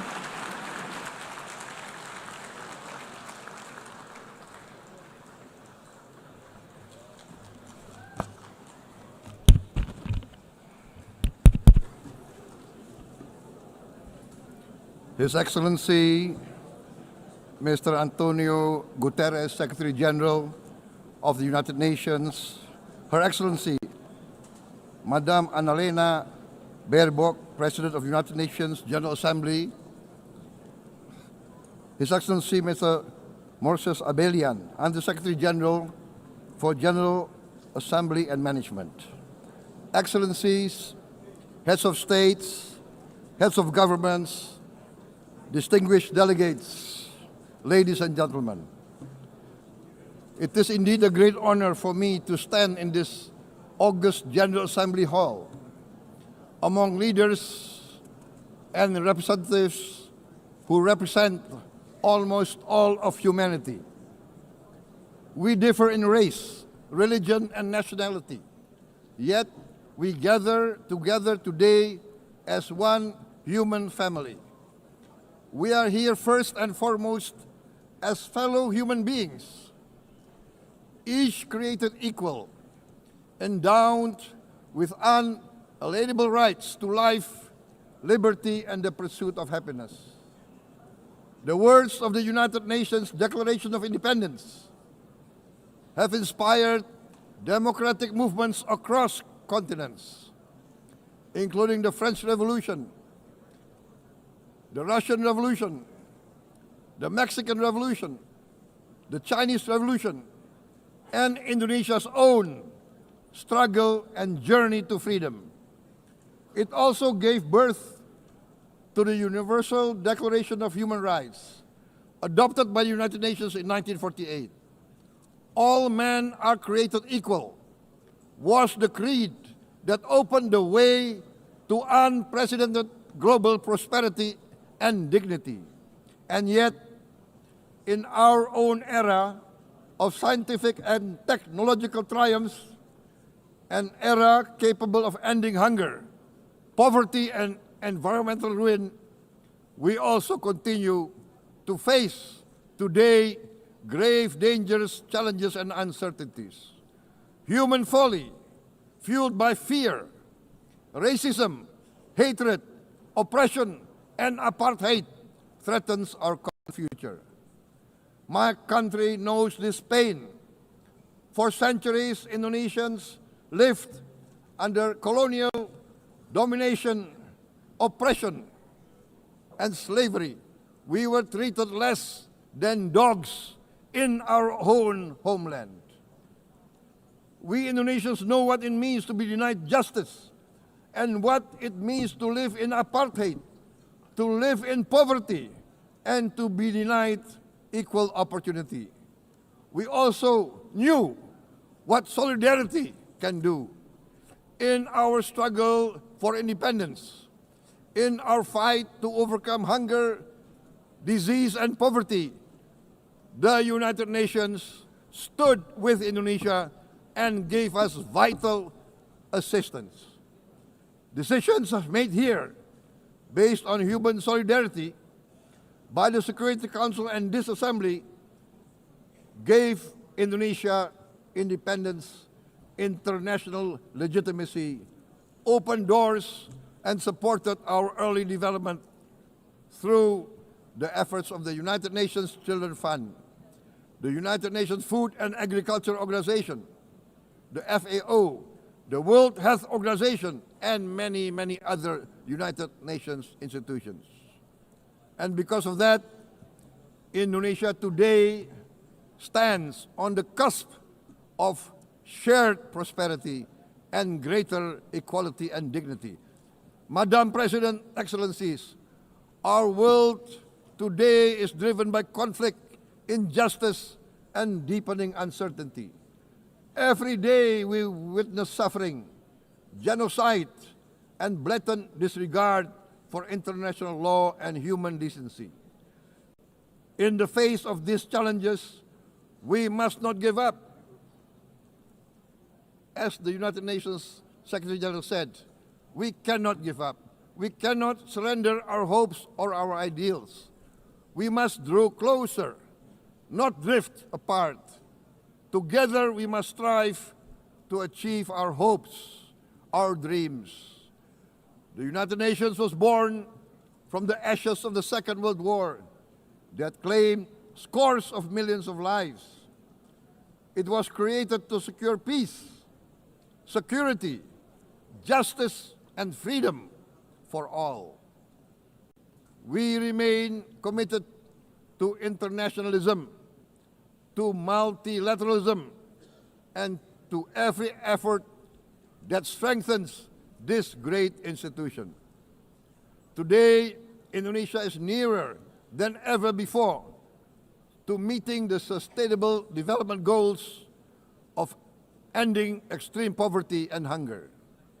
Because years ago, this very chamber chose to listen and uphold social and economic justice, we will never forget.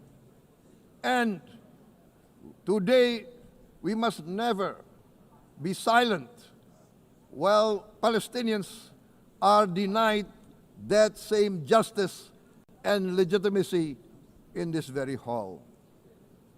Excellencies, Thucydides warned, the strong do what they can, the weak suffer what they must. We must reject this doctrine. The United Nations exist to reject this doctrine. We must stand for all, the strong and the weak. Might cannot be right. Right must be right. Indonesia today is one of the largest contributors to United Peacekeeping Forces. We believe in the United Nations.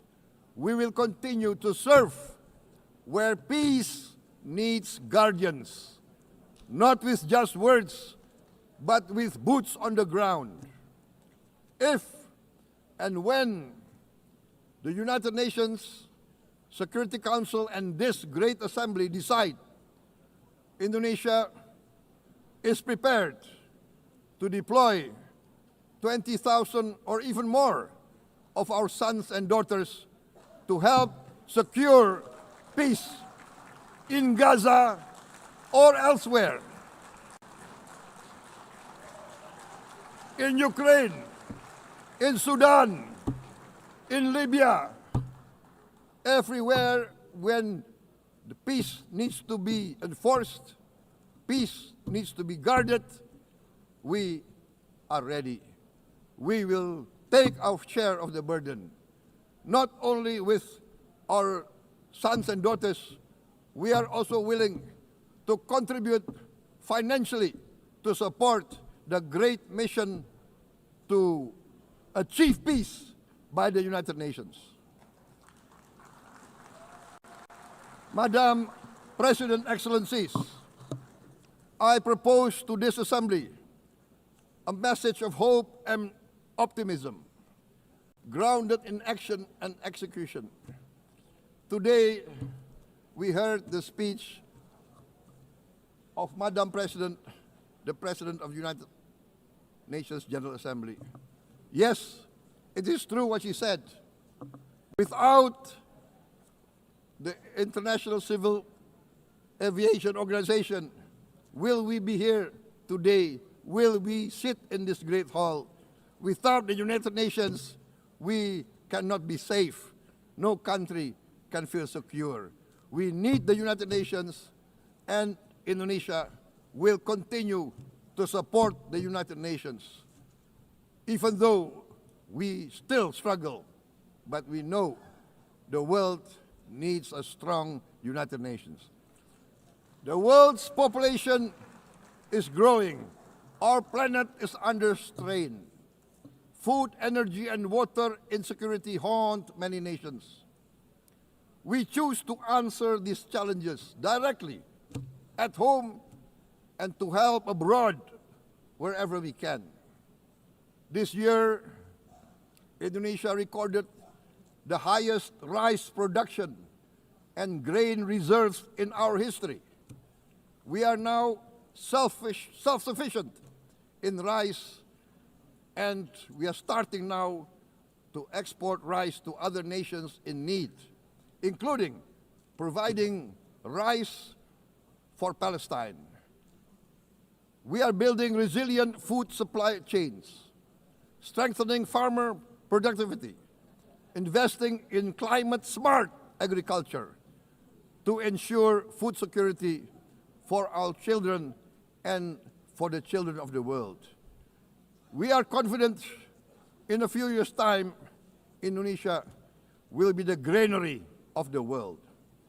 As the world's largest island state, we testify before you that we are already experiencing the direct consequences of climate change, particularly the threat of rising sea levels. The sea level on the north coast of our capital city is increasing by 5 centimeters every year. Can you imagine in 10 years? Can you imagine in 20 years? For this, we are forced to build a giant seawall, 480 kilometers in length. It will take us maybe 20 years, but we have no choice. We have to start now. Therefore, we choose to confront climate change not by slogans, but by immediate steps. We are committed to meeting our 2015 Paris Agreement obligations.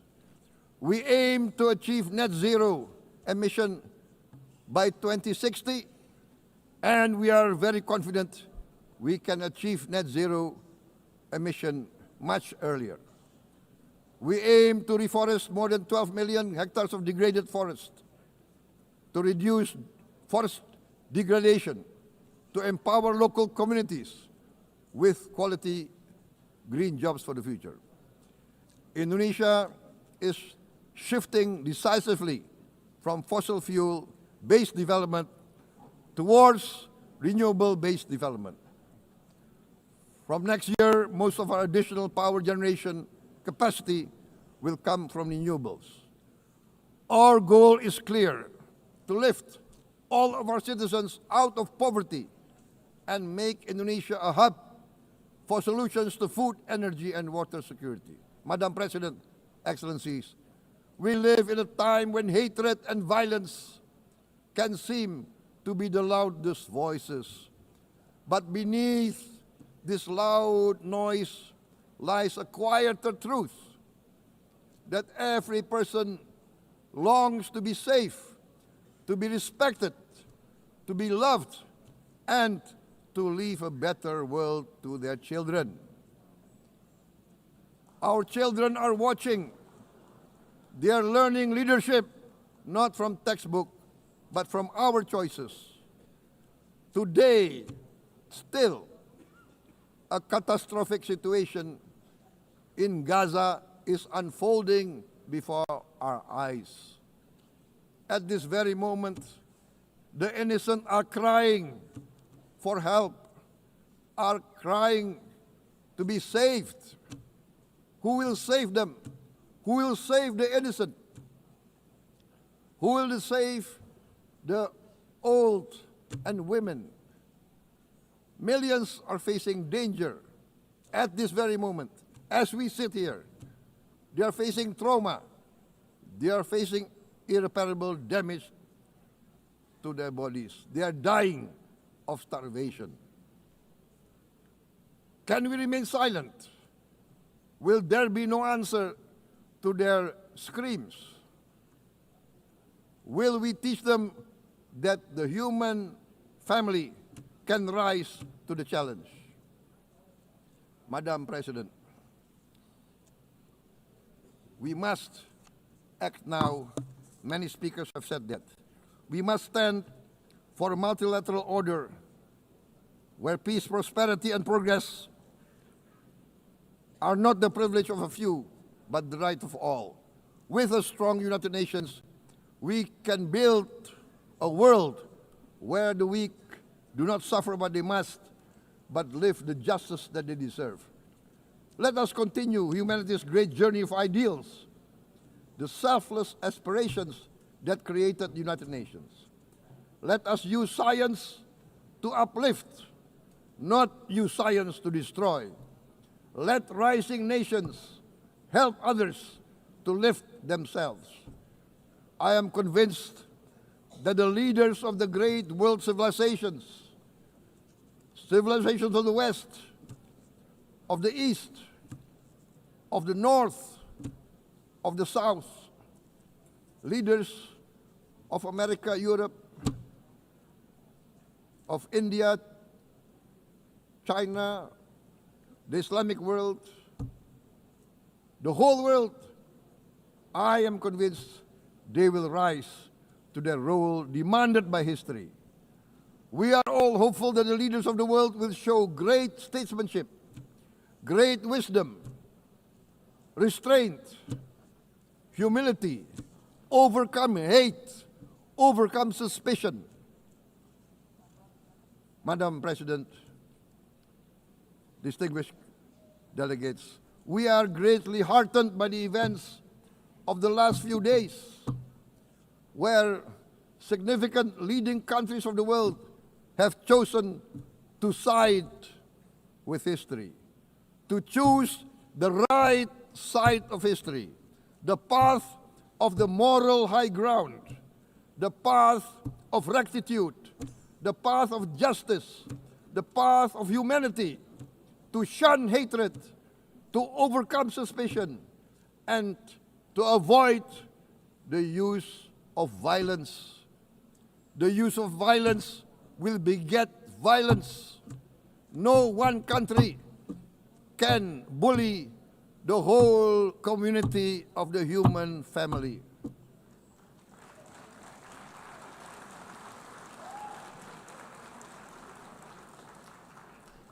We may be weak individually, but the sense of oppression, the sense of injustice has proven in the history of mankind that this sense of injustice, this sense of oppression will unite into a strong force that will overcome this oppression, that will overcome this injustice. To close, I would like to reiterate again Indonesia's complete support for the two-state solution in Palestine. We must have an independent Palestine, but we must also recognize, we must also respect, and we must also guarantee the safety and security of Israel. Only then we can have real peace,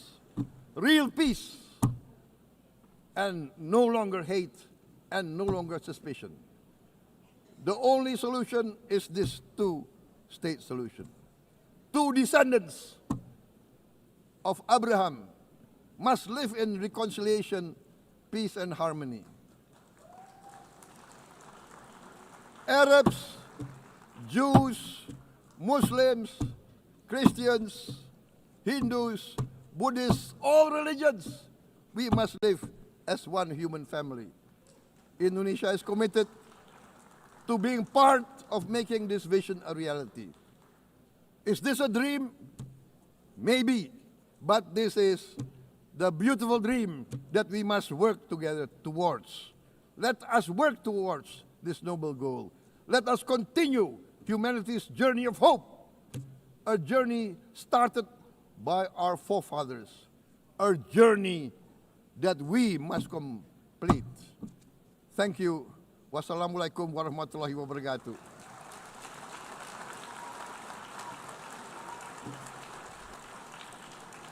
Shalom. Om Santi, Santi, Santi Om. Namo Buddhaya. Thank you very much. May God bless us all. May peace be upon us. Thank you very much. Thank you. On behalf of the Assembly, I wish to thank the President of the Republic of Indonesia.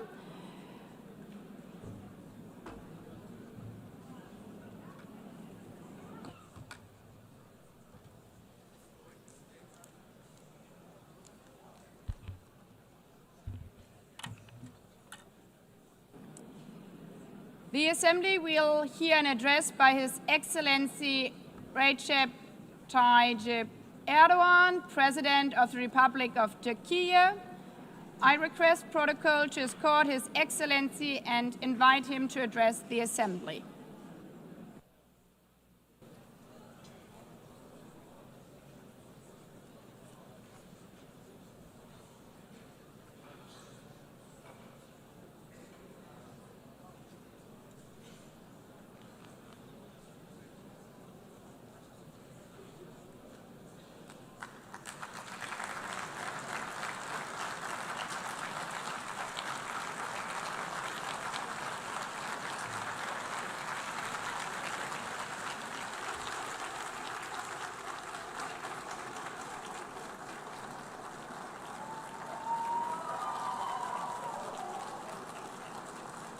Sayın Başkan, Excellency President of UNGA, Excellencies Heads of State and Government, Distinguished Secretary General, distinguished delegation members, on behalf of myself and my nation, I greet you all with most heartfelt feelings.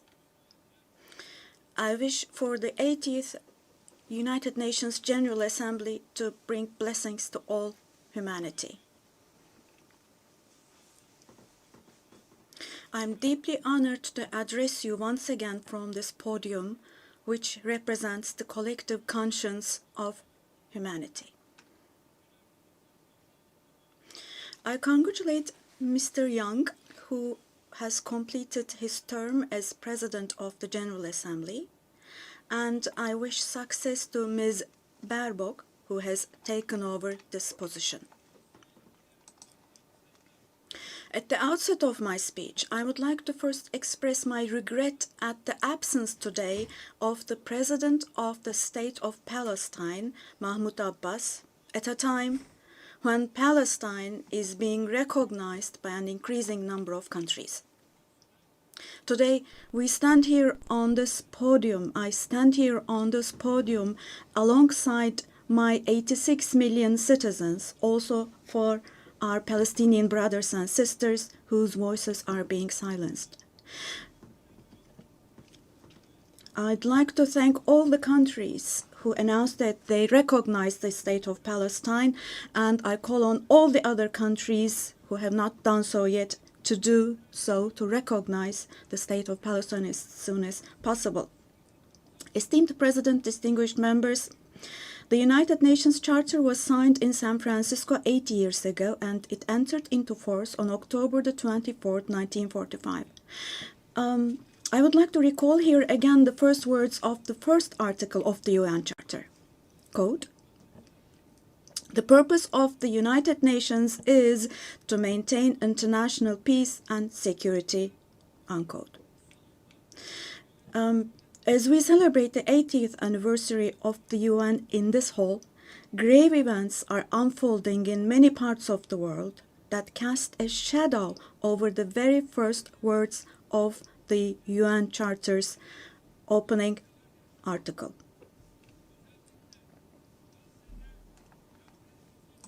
Particularly in Gaza, right before our very eyes, genocide has been going on for over 700 days now. Even as we gather here, as we speak now, Israel is currently massacring civilians in Gaza. The number of civilian casualties in Gaza has surpassed 65,000. Unfortunately, the number of people who are still trapped under the rubble is not yet known, and more than 20,000 of those who died were children. For the last 23 months, a child has been murdered by Israel in Gaza every hour. Yes, every hour. These are not just figures, dear friends. All of these, each one of these is a person, a human being, innocent people. People are now being killed not with weapons, but with the weapon of starvation.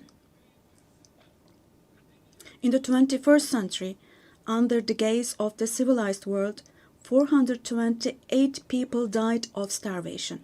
Out of those 428, 146 were children, and this number is increasing every day. Now, I will show you a photo, which is a picture from daily life in Gaza. The first photo, as you see, these are people. These are women with these cups that they are holding in their hands, cups and buckets. Just feel your conscience and answer the following question. Can we possibly have a reasonable reason for this brutality in 2025? But this shameful picture in Gaza has been unfolding and is being repeated every day for 23 months now. And there are 2.5 million Gazans who live in 365 square kilometers. And every day what happens is they are being dragged from one place to another. The healthcare infrastructure of Gaza is completely collapsed. Doctors have been killed or they have disappeared while under custody. Ambulances have been hit. Hospitals targeted and destroyed. Treatment is not possible. Surgery is not possible. It's not possible to find medications. Now, dear friends, now as Tayyip Erdogan, with a heavy heart, with my heart bleeding here, I am telling you, innocent little ones, just 2 or 3 years old, without hands, arms, or legs, have become, unfortunately, a common sight to see in Gaza.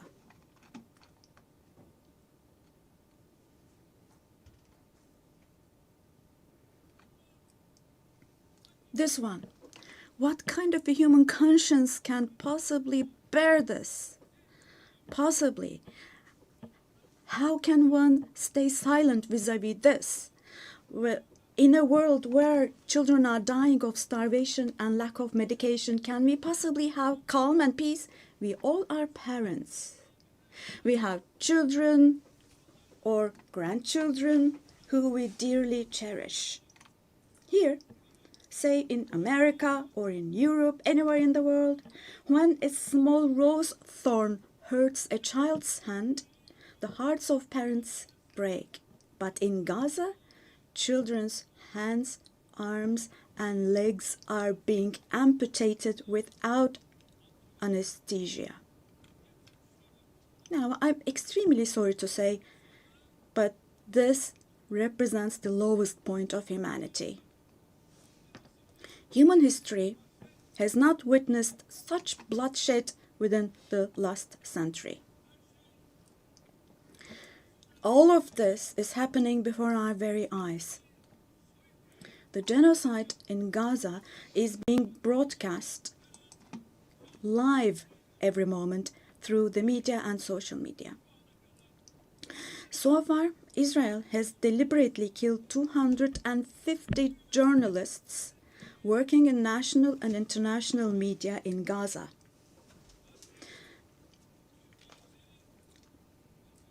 And they have closed all the entrance into Gaza, but they still have not been able to cover up the genocide. I wholeheartedly support Secretary General Guterres because he consistently draws attention to the ongoing genocide in Palestinian territories, and I would like to once again congratulate him for his courage.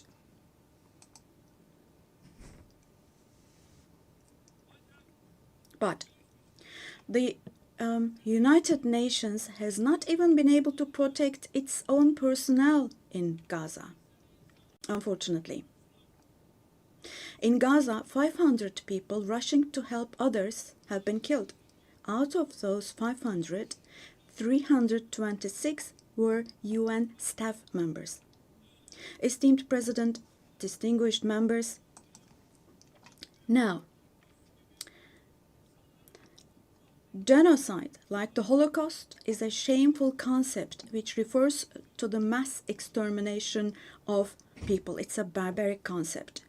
But today, it's not only people who are being killed in Gaza, mind you.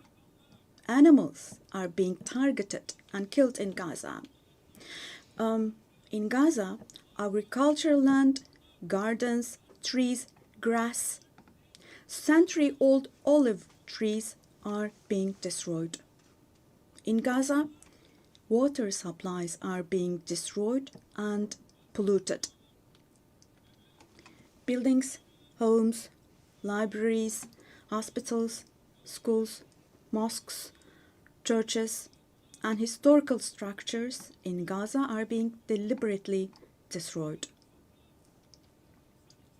The soil of Gaza is being rendered useless for humans, for animals, and for plants. So, Now, let me show you yet another photo. And let me ask you here. Look at this photo. What could this photo here possibly have to do with security concerns? This is being against life, don't you think? Let me state this openly from this podium. There is no war in Gaza.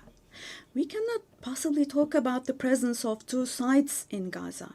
Because in Gaza, on one side, there is a regular army with the most modern, most lethal weapons, and on the other hand, there are innocent civilians, innocent children. This is not fight against terrorism. This is an occupation, deportation, exile, genocide, and life destruction, mass destruction policy carried out by invoking the events of October the 7th. Today, while Gaza is being destroyed under the pretext of Hamas, concurrently, simultaneously, the West Bank, where Hamas is not in power, is also being occupied step by step, and innocent civilians are being massacred through executions. Moreover, Israel is not limiting itself to Gaza and the West Bank only. By launching attacks on Syria, on Iran, Yemen, and Lebanon, Israel is also threatening regional peace. Just recently, an Israeli attack took place against a delegation meeting in Qatar for ceasefire negotiations. The attack on Qatar has also shown that the Israeli leadership is now completely out of control. Netanyahu is not obviously interested in forging peace or releasing the hostages. Not only Israel's neighbors, but all countries in the Middle East are subject to the Israeli government's reckless threats.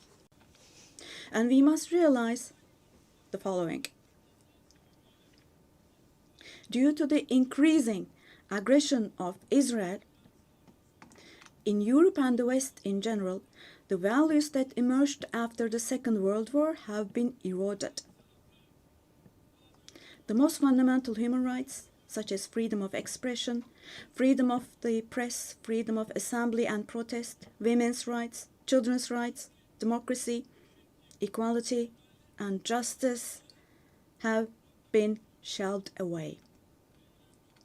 At this point, we all have to see the following truth, my dear friends. The Israeli government, driven by an obsession with the promised lands, is openly threatening regional peace and the shared values of humanity.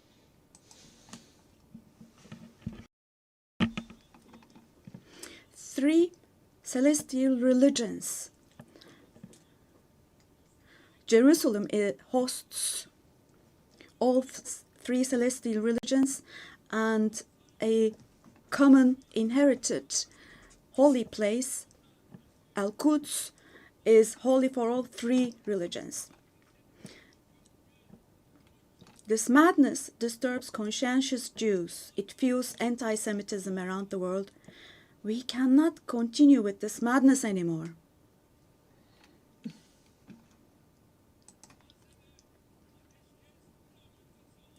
We have to have ceasefire in Gaza as soon as possible. Attacks should stop.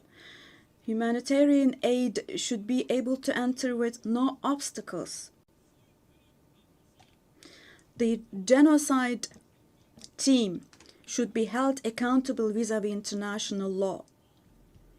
And God willing, this will definitely happen. Vis-à-vis the barbarity taking place in Gaza, everyone who is keeping silent is accomplice to this barbarity. From here, I would like to call on all the heads of state and government. Today is the day. Today is the day to stand firm alongside the oppressed Palestinians and alongside humanity. while your peoples back home are reacting to the barbarity in Gaza, do show the courage to take action here. Fulfill your humanitarian duty toward Gaza, where children are raising children. On this occasion, I would like to say the following. There are peoples all around the world who are taken to the streets. Unarmed activists and volunteers from different countries of the world, academicians, students, journalists, everyone, all the defenders of Palestine. I would like to say to them, thank you so much, and clear bows and favorable winds for their actions. Esteemed delegation members, for 13 years, I have spoken to you from this platform about the oppression and conflicts in our neighbor, Syria. Just as I raise my voice today for the oppressed people of Gaza, likely for 13 years, I have also drawn attention to the cries of the Syrians, and here I became their voice and breath as well. The persecution that caused the death of 1 million people and that forced millions more to flee their homeland has, thankfully, become a thing of the past with the December 8th revolution. Our Syrian brothers and sisters opened the doors to a new period as of December the 8th. I believe that the people of Syria who fought against a bloodthirsty regime will also be able to carry the victory they achieved at great cost to its rightful place, God willing. We'll support with all our means the vision of a one and unified Syria with no forms of terrorism, especially ISIS, being present. A free Syria where security is established is what we want. As stability takes root in Syria, the winners for sure will be all the neighboring countries, our entire region, along with Syrians. And the brotherly countries in the Gulf. I would like to thank them for their contributions for Syria to recuperate. All the regional and international actors who share the same principles with us, God willing, we will continue with our cooperation with all those actors in the same manner. Esteemed friends, we hope that the nuclear issue with our neighbor Iran will be resolved through diplomacy as soon as possible. It should not be forgotten that our region cannot tolerate yet another crisis. Meanwhile, the stability, security, and prosperity of our neighbor Iraq are extremely important for the well-being of our region. In this regard, we attach great importance to strategic moves based on stability and prosperity, such as the Development Path Project. In the north, we are hosting with great enthusiasm the Istanbul process between Russia and Ukraine, both of which are our neighbors. Through direct talks, we facilitated the exchange of several prisoners and corpses, and we worked to identify the modalities of peace negotiations between the parties. Don't forget, there is no winner of war and no losers of a just peace. So with this motto in mind, in the coming days also, we will continue to work hard for a peaceful ceasefire. Meanwhile, we have encouraged the parties from the very beginning to establish peace between Azerbaijan and Armenia. We are pleased that steps were taken on August the 8th, steps that will enable the establishment of lasting peace between the two countries.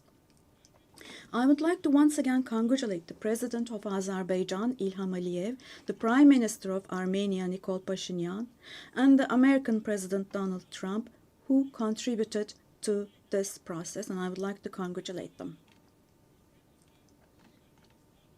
On this occasion, I would also like to state that the normalization process between our country and Armenia is progressing as planned. Within the scope of the Ankara process, which is another of our mediation activities, we continue our efforts to resolve the conflict between Somalia and Ethiopia. I hope that the parties will successfully conclude this genuine initiative as soon as possible. Distinguished delegation members, we have been implementing the Montreux Convention, which guarantees security in the Black Sea. And we have been implementing this convention impartially and to the letter for exactly 89 years now. We want to see the Aegean Sea and the Eastern Mediterranean as a basin of stability and prosperity where the legitimate interests of all parties involved are respected. We are ready for constructive cooperation on all issues, particularly on energy and the environment, and we expect the same approach from our neighbors. On this occasion, I would like to particularly underline that projects which exclude Turkey and the Turkish Republic of Northern Cyprus in the Eastern Mediterranean, such projects which exclude us will not be successful. Turkey has rights and authority in the western part of the island of Cyprus, while the Turkish Cypriots have legitimate rights in the areas surrounding the island. An Eastern Mediterranean Conference, which we have proposed before, would contribute to finding common ground. Resolving the Cyprus issue has been tried many times before, but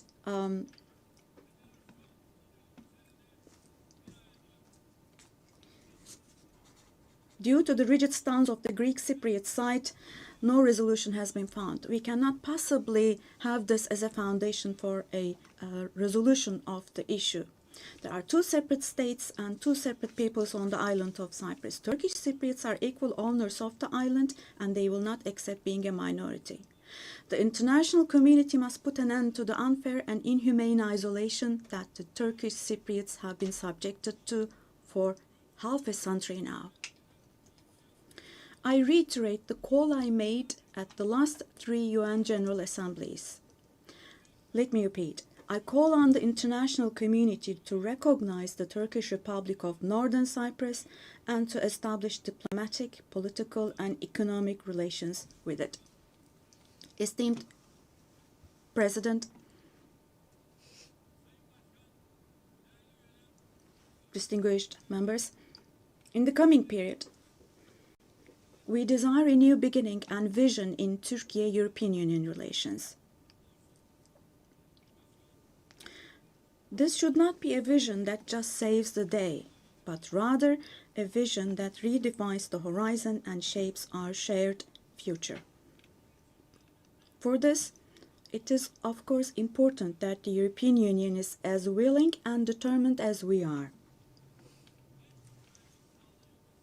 As a net security provider, we continue to contribute to the operations and missions of the United Nations, NATO, OSCE, and the European Union. The annual NATO summit next year will be held in Turkey, in Ankara. The USA, who is our NATO ally, our relations with them are continuing on trade, investments, energy, defense industry, in addition to other many areas, and we're strengthening our relations with them. Meanwhile, we attach great importance to the peace, stability, and prosperity of our brotherly countries in Central Asia, which is our ancestral homeland. Our Organization of Turkic States is moving forward with confidence on the path to becoming a global actor, going beyond being merely a regional umbrella. We are making intensive efforts to ensure the continuation of peace and stability in the Balkans, where we have strong historical, cultural, and people ties. The Balkan Peace Platform, which we established in July, is the newest and most concrete manifestation of our efforts in this direction. And this October, we'll once again assume the command of KFOR forces. In Afghanistan, our fundamental desire is that the current administration demonstrates an approach that embraces the society and that takes human values into consideration. In this process, it is essential that the international community does not leave Afghan people alone, and as Turkey and as the Turkish nation will stand by the Afghan people at all times. Esteemed friends, in South Asia, we consider the preservation of peace and stability to be of utmost importance. We are pleased with the ceasefire achieved following the tensions last April between Pakistan and India, the tension which had escalated into a conflict. It is important to see a cooperation between the two countries when it comes to counterterrorism. The issue of Kashmir should be resolved on the basis of resolutions of the UN for the best for our brothers and sisters in Kashmir through dialogue, we hope. In the continent of Africa, from education to health, from infrastructure to in other areas, our relations are improving annually. And while providing all possible support to Somalia, we are also continuing our humanitarian aid activities. In Sudan, the conflict that has been going on for over 2 years saddens us deeply. Stopping the bloodshed in Sudan and establishing sustainable peace is the shared responsibility of the international community. And Turkey's efforts in this direction will continue. The Great Lakes region has suffered greatly from years of ongoing instability and conflict. Our hope is that these conflicts in the east of the Democratic Republic of the Congo will give way to lasting peace and stability. We wholeheartedly support the efforts being carried out under the mediation of the US and the facilitation of Qatar. The increasing terrorist activities in West Africa, particularly in the Sahel Basin, are also of great concern to us. We will continue our unwavering efforts to ensure peace, tranquility, and stability for the peoples of this region with whom we share historical ties. Drawing inspiration from the historical double-headed Turkish Selçuk eagle, I would like to emphasize that our relations with Asian countries in Turkish foreign policy are of great strategic importance. We pursue a 360-degree approach in this policy. Within the framework of our Return to Asia initiative, we are deepening our engagement with regional organizations such as ASEAN, the Indian Ocean Rim Association, for example. We will continue to develop new partnerships with Asian countries, and we attach great importance to developing our relations with Latin America and the Caribbean region in a spirit of partnership and a win-win approach. We are determined to further strengthen the friendly ties we have established with all the countries in the region. Esteemed delegation members, increasing protectionist trends in international trade and disruptions in supply chains are leading to fundamental changes in the global economy. To successfully address current challenges, we support the reform of rules-based international trade, including the World Trade Organization. I believe access to affordable, safe, and sustainable energy is essential, particularly for developing countries, to be able to achieve their development goals.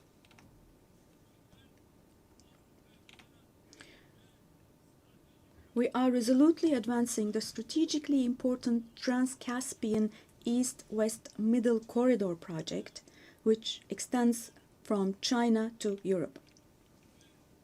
We contribute to the development of world trade with our modern transportation infrastructure and the Baku-Tbilisi Kars line. On our journey to build a future that respects nature, we are moving forward with determination towards the 2053 net zero emission target. We are pleased to observe that the zero waste movement, under the patronage of my wife Emine Erdoğan, has grown in waves around the world every year, reaching more people and hearts.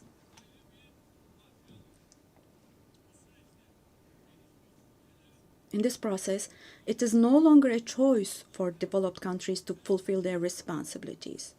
It has now become an obligation for them. As one of the countries providing the most development aid in the world, we are striving to achieve the UN Sustainable Development Goals.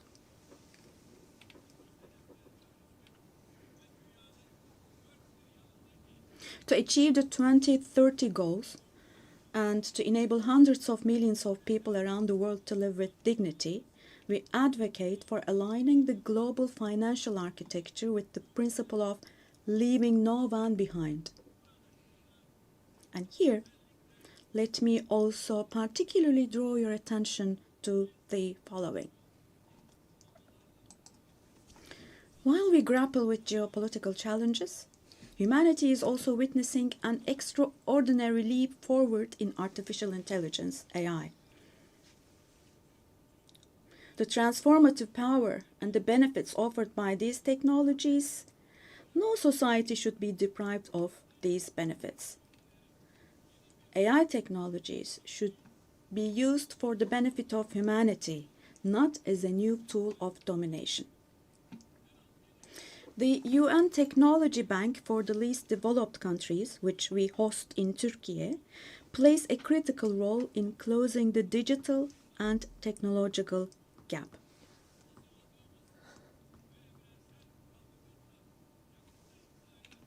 We have prepared a children's rights convention in the digital world, and we will soon open this up for ratification. I'm sure this will create a lot of awareness in this area, and we expect your support for this. On the other hand, in today's world, where racism, xenophobia, and particularly Islamophobia have reached alarming levels, combating these trends that directly threaten the culture of coexistence has now become an essential duty for humanity. It is significant that Mr. Moratinos, High Representative of the Alliance of Civilizations, has also been appointed as the UN Secretary General's Special Envoy on combating Islamophobia. As I stated here last year, the institution of the family is under threat today as never before. Defending the family, consisting of a woman and a man, means defending humanity, defending nature, life, and the future. Turkey will continue to defend the family in the face of ever-increasing attacks. Distinguished delegation members, the roots of the UN, established to prevent humanity from experiencing the disaster of war again, are filled with values that will eliminate the dark era we are in. We fully support the UN 80 initiative launched by Secretary General Guterres to make our organization more effective and more efficient. I hope this initiative succeeds as a process that will further strengthen all the activities of the UN. I express our readiness to provide strong support to this process, also driven by our vision of making Istanbul a UN hub. I sincerely believe that it is our shared responsibility to take steps that will restore the founding spirit of the UN in its 80th year. We will continue to say, the world is bigger than five until a system is established where the righteous are powerful, not the powerful are righteous. Our duty is not to abandon the system, but rather to repair it and to make it work again. Without a doubt, a more just, a fairer world is possible.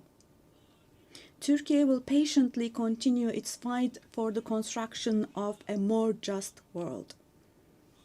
So may God help and aid us all. Once again, let me greet you all with kind regards and thank you.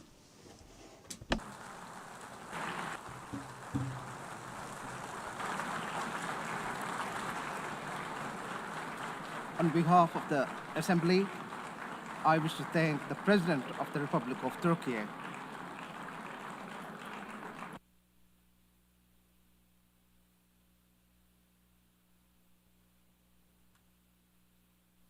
Assembly will hear an address by Her Excellency Dina Ercilia Boluarte Segara, President of the Republic of Peru. I request protocol to escort Her Excellency and invite her to address the Assembly.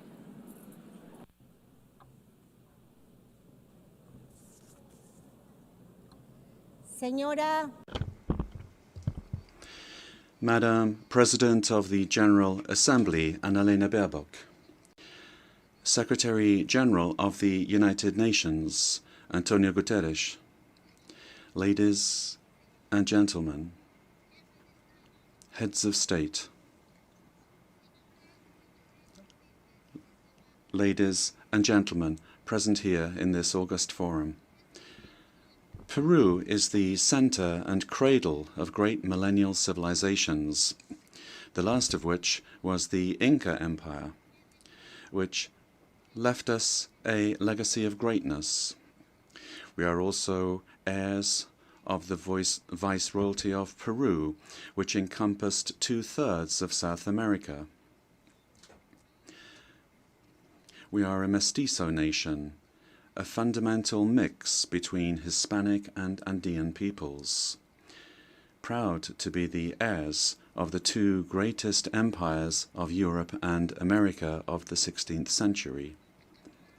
The Peruvian people today are resilient, entrepreneurial, supportive, and lovers of peace, freedom, and democracy. Our great writers, Mario Vargas Llosa and José María Arguedas, shared the idea that Peru is a country of all bloods. Our identity creatively expresses that we are the unity of the diverse, united under the same red and white Peruvian flag. In our country, native peoples and peoples of the world live together in peace and unity as a great synthesis of Peru, the country in which Pope Leo XIV lived and worked in for 40 years, a naturalized Peruvian because of his deep love for our people, both for his supportive as well as his peaceful disposition and his Catholic and Christian faith. All studies indicate that we are the most entrepreneurial country in the world, which is why, after the COVID-19 pandemic, that due to poor government administration, claimed more than 2 million lives. But we have begun to recover, and today we look back on more than 17 months of consecutive economic growth. We have overcome the recession and inflation caused by political violence and by corruption, a failed coup d'etat, and the flight of more than $20 billion That was between 2021 and 2023. We have regained the trust of national but also of foreign investment, and we have embraced freedom. We are a solvent and a stable country. Because of the coup attempt of December 2022, which sought to establish a dictatorship by forcing all branches of the state into submission, I had to constitutionally assume the presidency of the Republic. Since that date, a narrative was established by which the coup plotter became a victim, and the president, who constitutionally and legally assumed the presidency, was accused by some quarters of being a coup plotter and usurper. Lies turned into truth, and truth turned into lies. This is one of the issues of our time. The building of false narratives to attempt to defend anti-democratic political projects.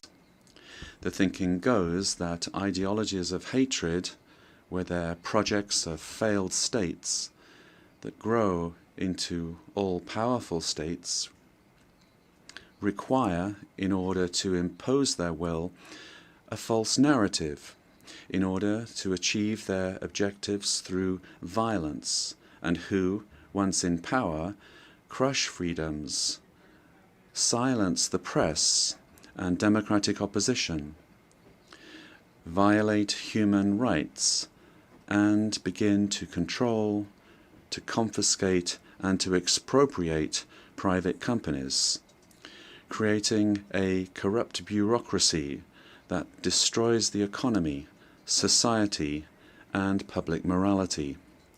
The first step for achieving all of this is to build a narrative in order to lie, to deceive, and to manipulate. The ideology of class hatred is very skillful at distorting reality and building false narratives, because it uses the totalitarian method of repeating a lie ad infinitum, as was done in the world before the Second World War, and as is happening again today, because totalitarianism renews itself, presents itself with other faces, but it remains a serious threat to countries and to the world. The cynical narrative is reinforced by interventionism in the internal affairs of countries, supporting and spreading falsehoods to destroy democracy and eliminate freedom. In Peru, we have overcome strong, organized and persistent political violence that sought the return of the coup plotters' government, and since 2024, progress has been made in restoring stability and confidence. And this is why the Peruvian economy managed to grow this year by 3.3%. And in the current year, 2025, is exceeding 3.5% growth, with forecasts that in 2026, the trend of economic growth will continue. The government guarantees 3 years of economic growth, being the leader in South America. Inflation is below 2% annually. International reserves amount to more than $88 billion,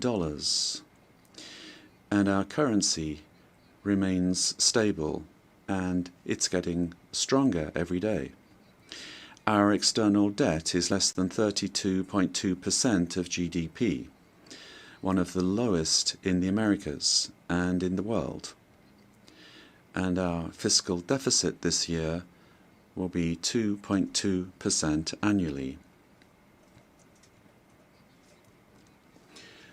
Madam President of this magnificent General Assembly, on October 24th, the UN was created after World War II, when one of the greatest totalitarian political projects built on an ideology of hatred,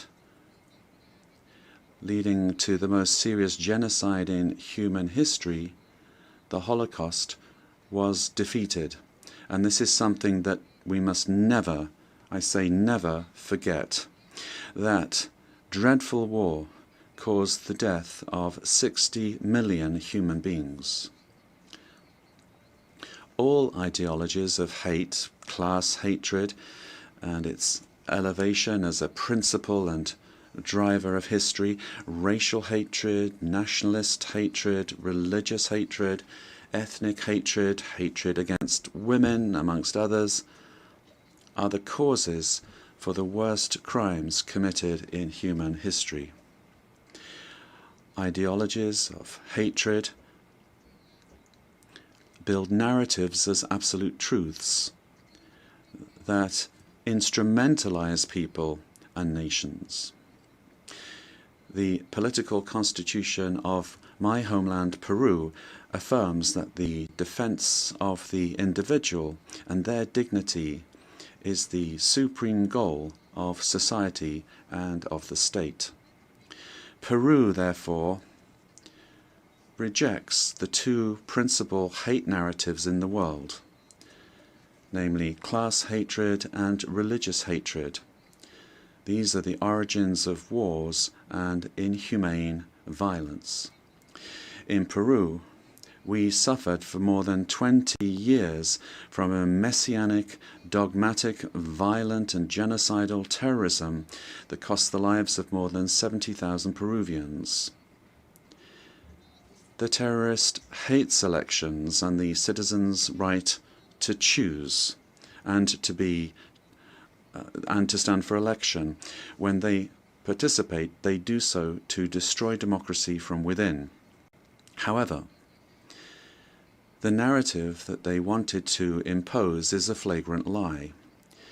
The armed forces and the police, who defended the life and the freedom of Peruvians, are now accused of violating human rights. Thus, the heroes who defended life, democracy, and freedom are turned into victimizers, and the terrorists are turned into victims.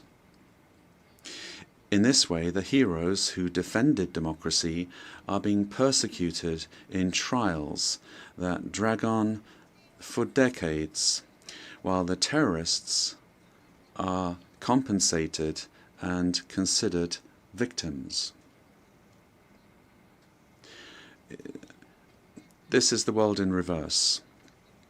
The UN was a fundamental milestone in the 20th century, but in the 21st century, we must be more vigilant. It is our duty to prevent the world from plunging into new genocides and new violence. It is not acceptable in a civilized world that one country invade another using a false narrative to justify a war that first and foremost attacks the civilian population. It is not acceptable to slaughter civilians, to capture hundreds of young people, women, and even children, and use them as hostages. We live under the threat of international organized crime. In Peru, international crime based on extortion uses terrorist methods such as bomb attacks to submit citizens to its will. These criminal organizations that use weapons of war have created financial mechanisms to launder blood-stained money, sending large sums back to their countries of origin. They seek to normalize this violence, which requires, in order to be defeated, recognition by the UN as terrorist organizations and new national and international legislation to stop them being a threat to the democratic system and to the development of peoples. It is also imperative that we act against drug trafficking and illegal mining that destroys the environment, pollutes rivers, and condemns peoples and individuals to slavery. International crime has subjected thousands of women taken from their home countries through violence and deception and being exploited and deprived of their freedom. Ladies and gentlemen, we are living through times that recall the darkest chapters of our modern history, and Peru is convinced that the world does not need less UN, but more and a better UN, one that is in tune with the times. In times in which ideologies of hatred that cause and cause so much damage to humanity have taken refuge in lies, in misinformation, and which have penetrated democratic societies. Peru, as a founding member, is committed to an open multilateral system based on international law and the principles of the UN Charter. And we see in the UN the pillar of the model that has brought peace and prosperity. But we have to look at what's happening around us in the world. At this time, as we're meeting here, in other parts of the world, they are killing children, girls, boys, innocent people.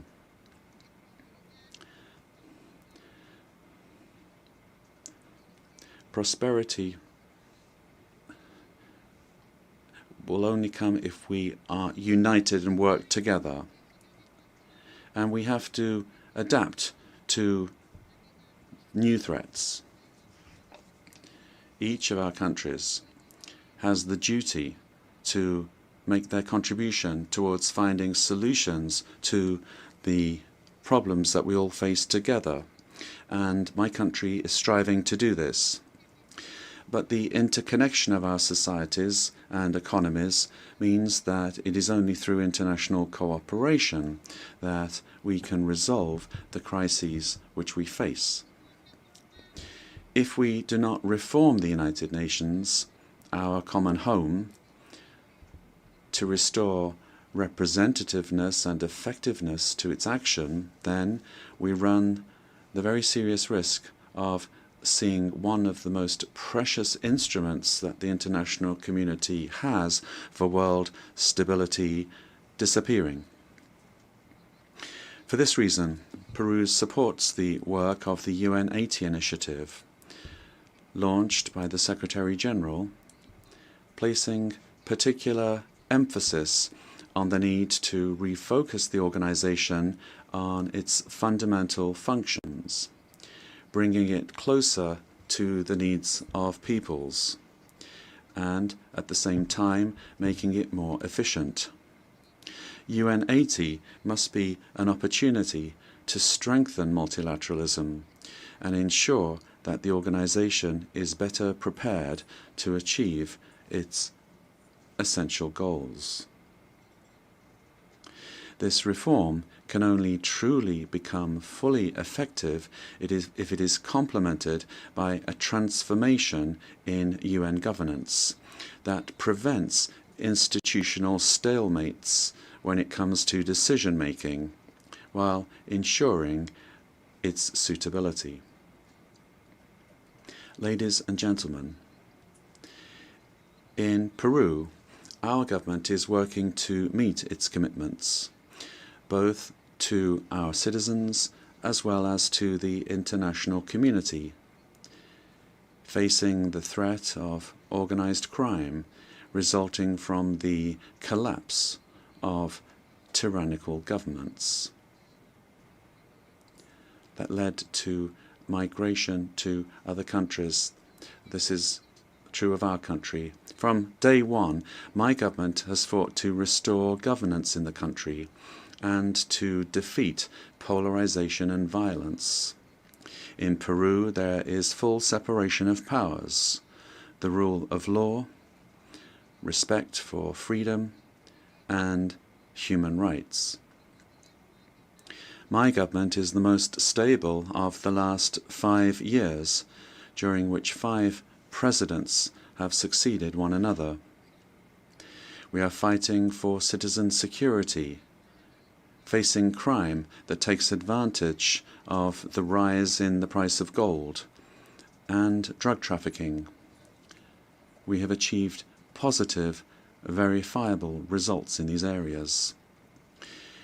We are working to strengthen human capital.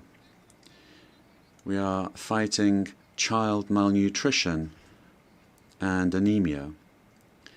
And we are building schools and hospitals throughout the country, which has not been done in recent years. The priority is children, women, and the Peruvian family. We are modernizing the country's infrastructure, ports, airports, roads, bridges, designing an economy that is better connected to the world, as well as a firm policy for fighting corruption. Our goal is to guarantee free and impartial elections, defeating the attempt of a violent minority that seeks their failure. Ladies and gentlemen, the United Nations organization has always been present in the modern history of my country, particularly in its most difficult moments. Similarly to what is happening elsewhere in the world, and despite our efforts, Peru today finds its democratic institutions and the rule of law under attack by the polarization of politics, the cause and consequence of the return of extremist violence. We suffer from the scourge of transnational organized terrorist crime, which causes deaths, attacks, insecurity, and drug trafficking that destroys the social fabric. We face the threat of climate change that is destroying our Amazon, causing the melting of our glaciers, and putting our biodiversity at risk. We promote inclusive and sustainable growth in a context of opposing powers. But none of these problems is merely national, but global. This is why we need the United Nations to once again be a forum for dialogue and cooperation. I wish to recall the legacy of Ambassador Javier Pérez de Cuellar, who managed to do relevant work in the organization despite the Cold War. With that example in mind, and in view of our region's adherence to the purposes of the Charter, and in order to ensure better representation, we believe it is time for the next Secretary General to come from Latin America. Ladies and gentlemen, Peru is committed to ensuring that this General Assembly this year is not a mere commemoration, but the reaffirmation of our commitment to collective action that will revitalize the United Nations as a tool that supports peace and global unity, as well as development. We must stand firm in the truth in the face of narratives that try to conceal it, pervert it, or openly lie in order to hide agendas that do not correspond to our time, much less to the destiny of humanity.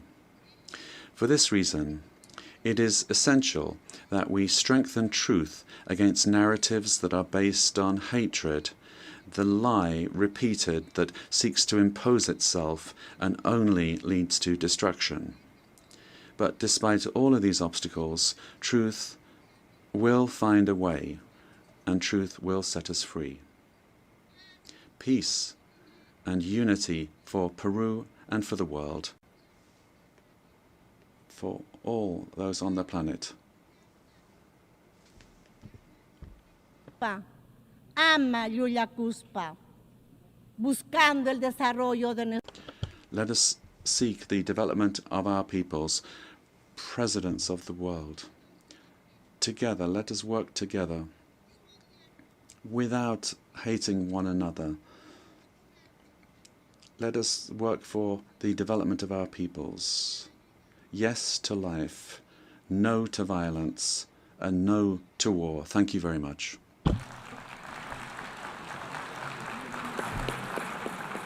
On behalf of the General Assembly, I wish to thank the President of the Republic of Peru.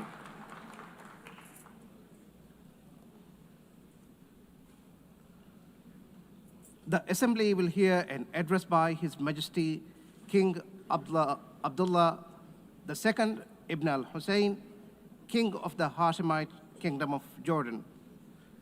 I request protocol to escort His Majesty and invite him to address the Assembly.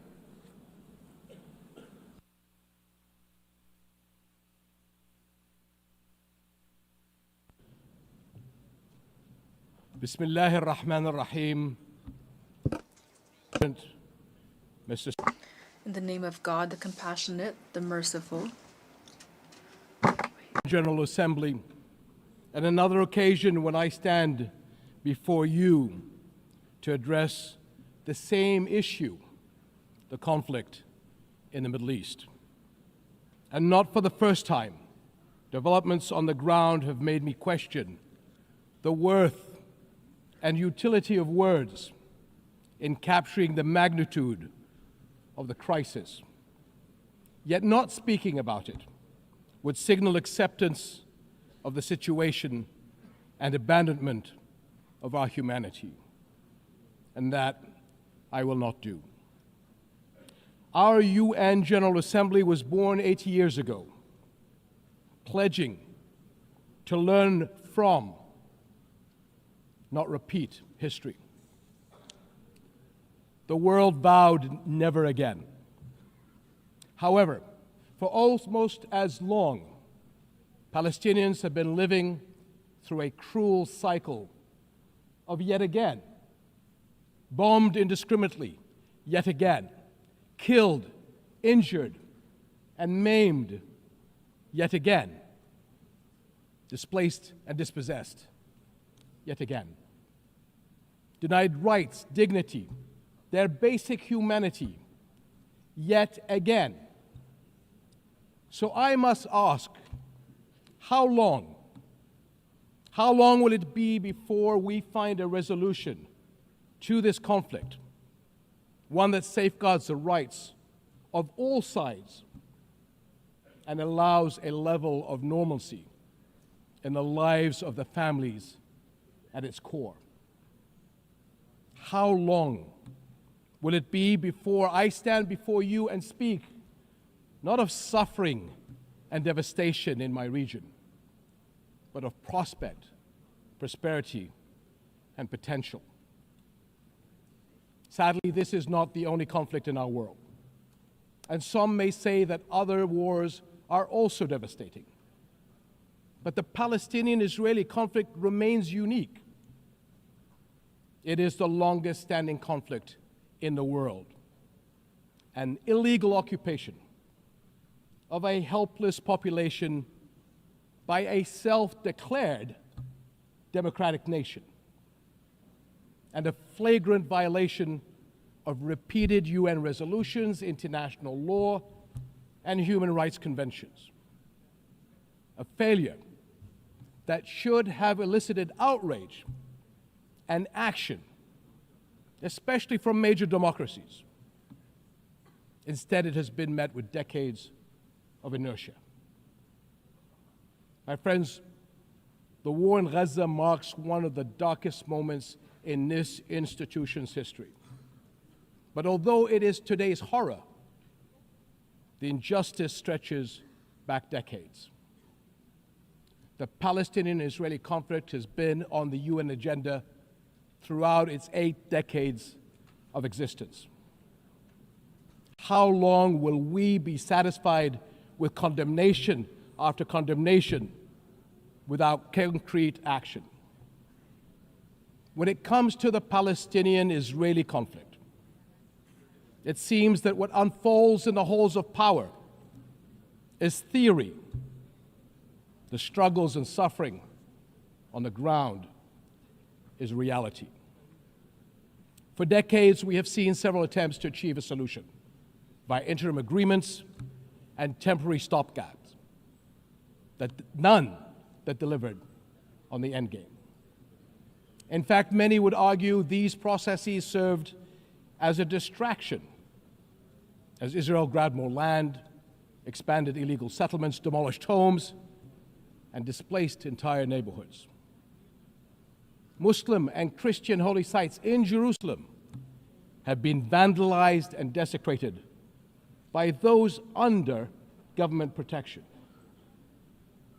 And throughout all these years, Israeli families too have not been able to live in true security because military action cannot bring the safety they need.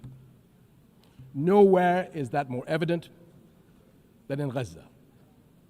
More than 60,000 Palestinians killed, 50,000 children injured or killed, miles of burnt out rubble, neighborhoods, hospitals, schools, farms, even mosques and churches in ruins, widespread starvation. And what we are seeing is only a glimpse, because never in our modern history has the lenses of international media been obstructed like this from capturing the reality on the ground. Almost 2 years in, and the cruelty of this military campaign continues unabated. Furthermore, the current Israeli government's provocative calls for a so-called Greater Israel can only be realized through the blatant violation of the sovereignty and territorial integrity of its neighbors. And there is nothing great about that. I can't help but wonder if a similar outrageous call were made by an Arab leader, would it be met with the same global apathy? The international community must stop entertaining the illusion that this government is a willing partner for peace. Far from it. Its actions on the ground are dismantling the very foundations on which peace could stand, and intentionally burying the very idea of a Palestinian state. It has shown how little it respects the sovereignty of other countries, as we have seen in flagrant violations in Lebanon, Iran, Syria, Tunisia, and most recently, Qatar. And its hostile rhetoric calling for the targeting of Al-Aqsa Mosque will incite a religious war that would reach far beyond the region and lead to an all-out clash that no nation would be able to escape. How long before we hold all nations to the same standards? How long before we recognize the Palestinians as people who aspire to the same things you and I do? and we act on that recognition. How long before we recognize that statehood is not something Palestinians need to earn? It is not a reward. It is an indisputable right.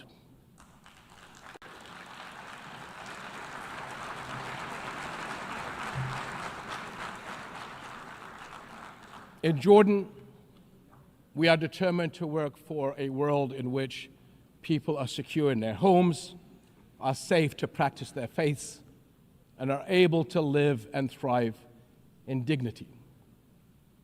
As custodians of Muslim and Christian holy sites in Jerusalem, we safeguard these holy places against actions that violate the city's legal and historical status quo. Compromising the delicate balance in the holy city will turn it into a tinderbox that ignites global conflict. And Jordan is serving as the main base for international humanitarian response in Gaza, working by all possible means to provide critical supplies of aid and food. And we appreciate our regional and international partners. I'm also immensely proud of the many Jordanians, including men and women of Jordan Armed Forces, who are at the heart of this effort. Ground convoys, aircraft crews, doctors, nurses, and mobile medical staff who work even under fire to provide relief. These and countless others carry forward Jordan's deep heritage of compassion and generosity to people in grave need. My friends, amid such darkness, there is a glimmer on the horizon.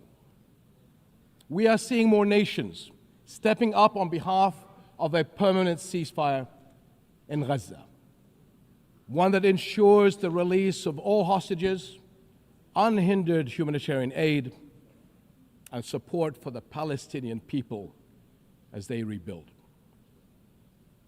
We all know that force is no foundation for security. It is a prelude for greater violence. Repeated wars are teaching generations of Israelis and Palestinians that their only recourse is the gun. Security will only come when Palestine and Israel begin to coexist. Seems I have the same problem as President Trump. Begin to coexist side by side. This is the two-state solution, in line with international law and UN resolutions. An independent and viable Palestinian state with East Jerusalem as its capital, alongside a secure Israel living in peace with its neighbors.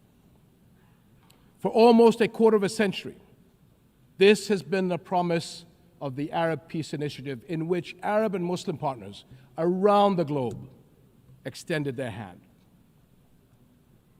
My friends, for the past 2 years, too long,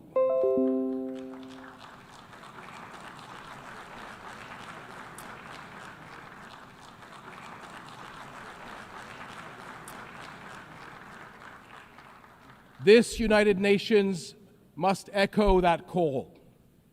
It has been too long, and it must act on that call until peace is a reality. Thank you.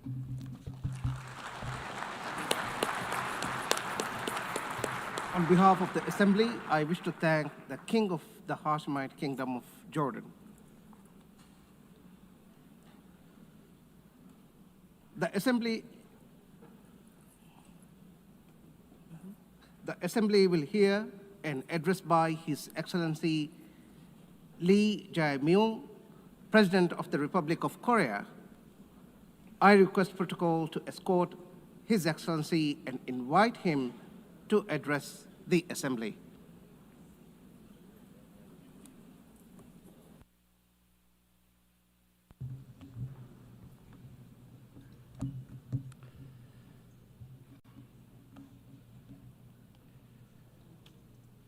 I would like to express my respect and gratitude to all members of the United Nations and staff of the UN Secretariat for their contribution to world peace and shared prosperity.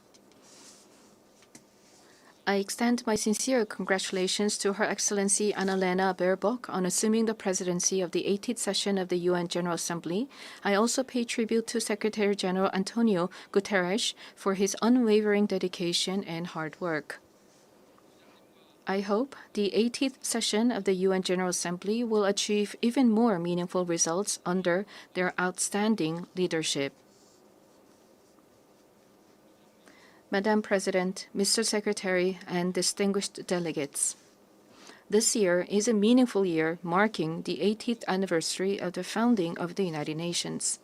The past 80 years of the UN have been a valuable journey of protecting the dignity and values of humanity and at seeking a path forward for future generations. If someone asks what the UN has achieved, I would confidently reply, look at the 80-year history of the Republic of Korea. It is no exaggeration to say that the Republic of Korea's history, dotted with challenges and responses, is the history of the United Nations, which has constantly confronted enormous challenges facing humanity. Liberated from colonial rule the very year that the United Nations was founded, the Republic of Korea emerged from the scars of division and ashes of war through UN assistance, maintaining national identity while achieving industrialization and blooming into a democracy. Therefore, the Republic of Korea in itself is a country that has proven the value of the UN's existence. Whenever the Republic of Korea revived the hopes of lives as precious as the weight of the universe amidst horrific wars and disasters, the UN flag fluttered at the center of that intense solidarity.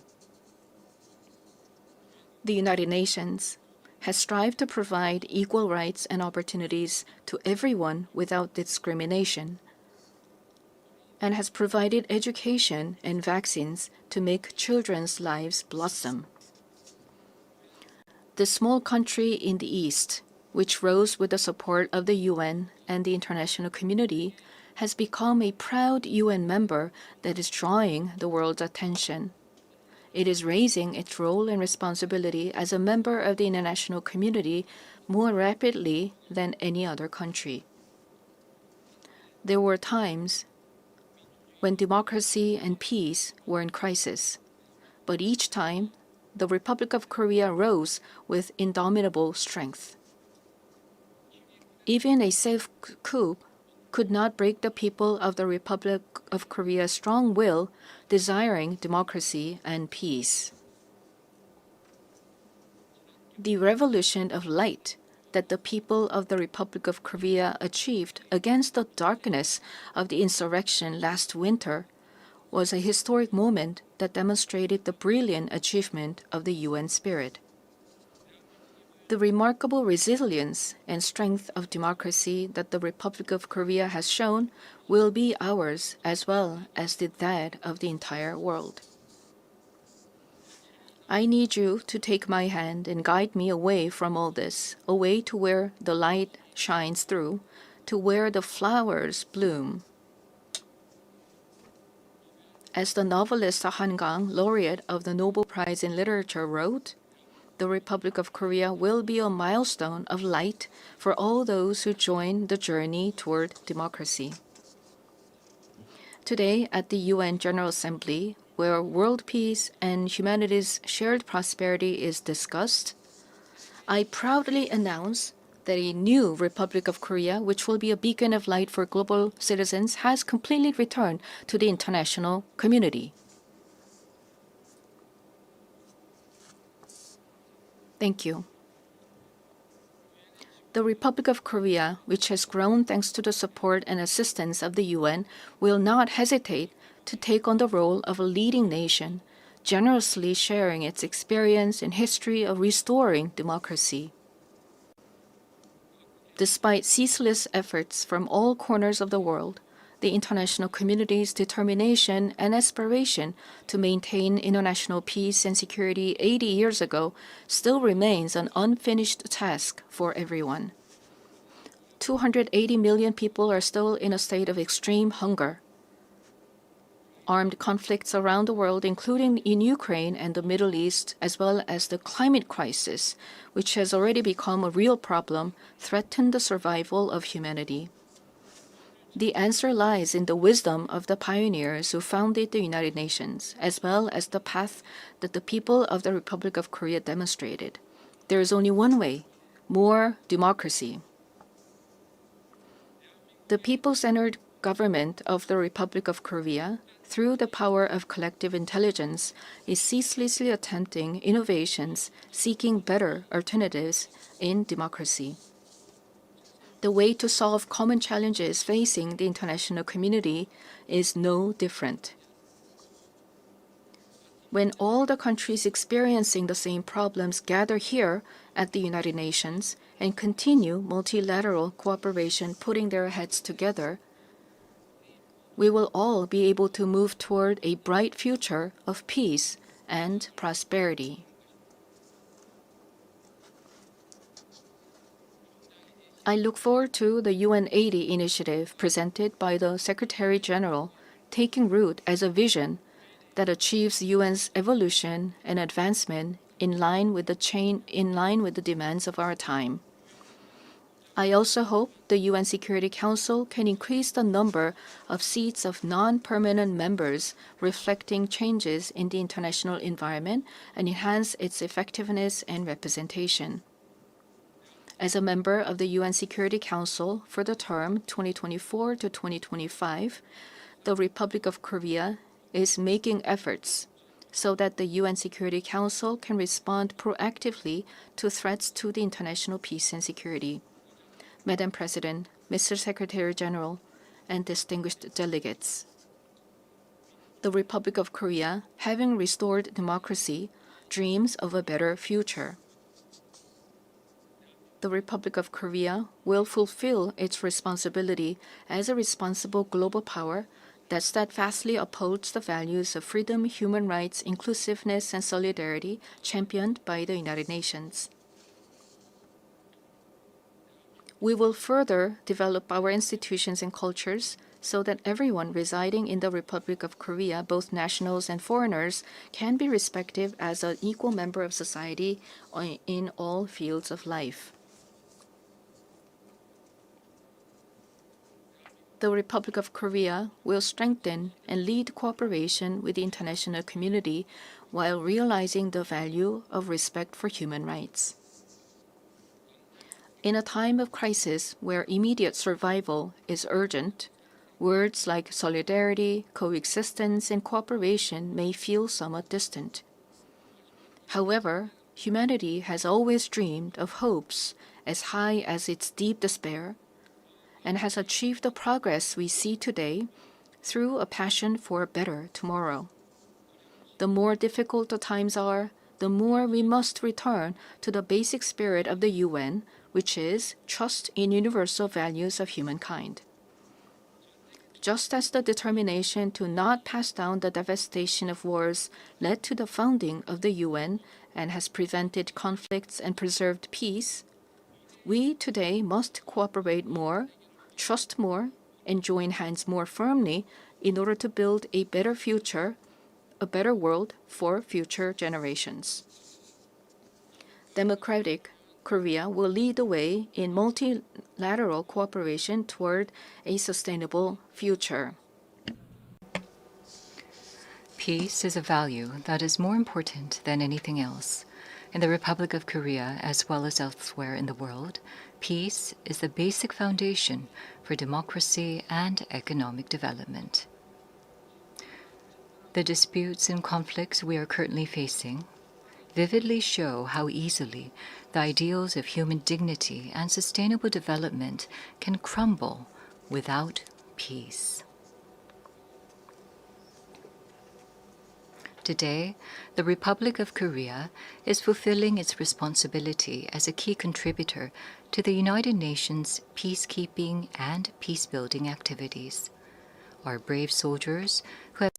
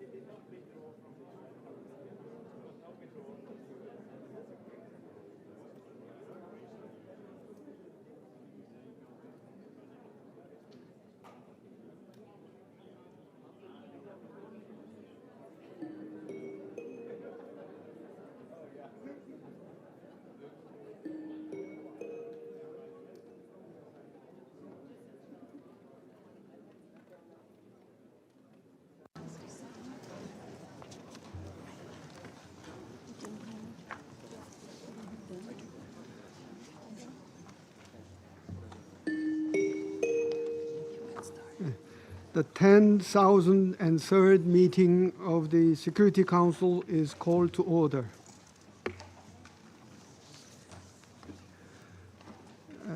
The provisional agenda for this meeting is the situation in the Middle East, including the Palestinian question.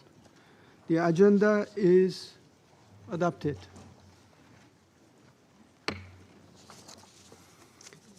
I would like to warmly welcome the Secretary General, distinguished President, ministers, and other high-level representatives present in the Security Council chamber.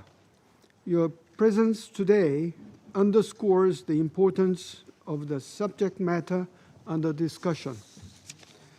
In accordance with Rule 37 of the Council's Provisional Rules of Procedure, I invite the representatives of Egypt, Kuwait, Norway, Qatar, Saudi Arabia, and Turkey to participate in this meeting. It is so decided.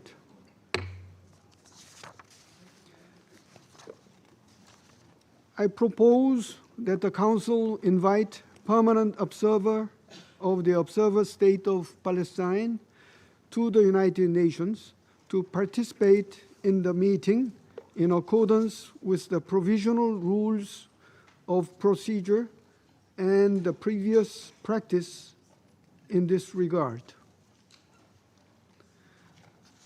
There being no objection, it is so decided.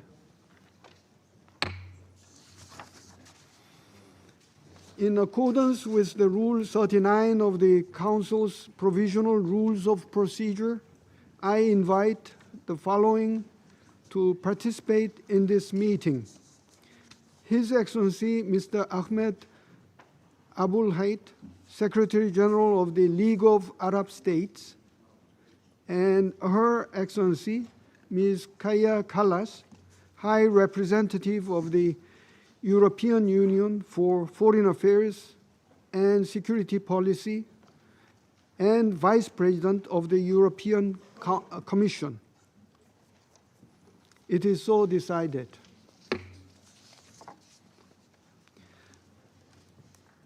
The Security Council will now begin its consideration of item 2 of the agenda. I now give the floor to the Secretary General, His Excellency Mr. Antonio Guterres. Mr. President, Excellencies, we are confronting one of the darkest chapters of the Israeli-Palestinian conflict. Nearly 2 years after the horrific Hamas terror attacks of 7 October and the devastating Israeli military response that followed, the violence has only deepened across the occupied Palestinian territory, with grave threats to regional and global peace and security. The Israeli military onslaught in Gaza City is compounding an already catastrophic humanitarian crisis. Countless Palestinian civilians and the remaining hostages are trapped under relentless bombardment and deprived of food, water, electricity, and medicine. Famine is a reality, with the population constantly forced to move and being starved. To call this situation untenable and morally and legally indefensible does not begin to capture the scale of human suffering. I have repeatedly appealed for an immediate permanent ceasefire, the immediate unconditional release of all hostages, and the immediate unconditional and unhindered humanitarian access. UN resolutions continue to be ignored, international humanitarian law violated, impunity prevails, and our collective credibility is being undermined. The violence is spreading from Gaza into the occupied West Bank and beyond, including several countries in the region and recently even Qatar. Efforts to secure a ceasefire and hostage release deal led by Qatar, Egypt, and the United States suffered a serious blow on 9 September. The Israeli attack was not only a violation of Qatar's sovereignty and territorial integrity, it also threatened the very norms and mechanisms we rely on for diplomacy and conflict resolution. Excellencies, the viability of a two-state solution is steadily eroding, now reaching its most critical level in more than a generation. Relentless settlement expansion, de facto annexation, forced displacement. Cycles of deadly violence, including by extremist settlers, have entrenched an unlawful Israeli occupation and pushed us perilously close to a point of no return. Israel's recent approval of settlement construction in the E1 area is especially alarming. If implemented, it would sever the occupied West Bank, sever the occupied West Bank, destroying the territorial contiguity of a Palestinian state. Israeli settlements are not just a political issue, they are a flagrant violation of international law. At the same time, the Palestinian Authority is facing an existential crisis. Fiscal, political, and institutional pressures are undermining its ability to function. Israel's withholding of clearance revenues, the suffocation of the Palestinian economy, and the sharp decline in donor aid have left the Palestinian Authority unable to pay salaries or deliver basic services. Urgent international support, financial and political, is needed to stabilize the Palestinian Authority and preserve its viability as a partner for peace. And yet, amid the darkness, a glimmer of hope emerged yesterday with the resumption of the high-level international conference on a two-state solution. I commend France and Saudi Arabia for co-chairing this important meeting and for helping to reignite political momentum.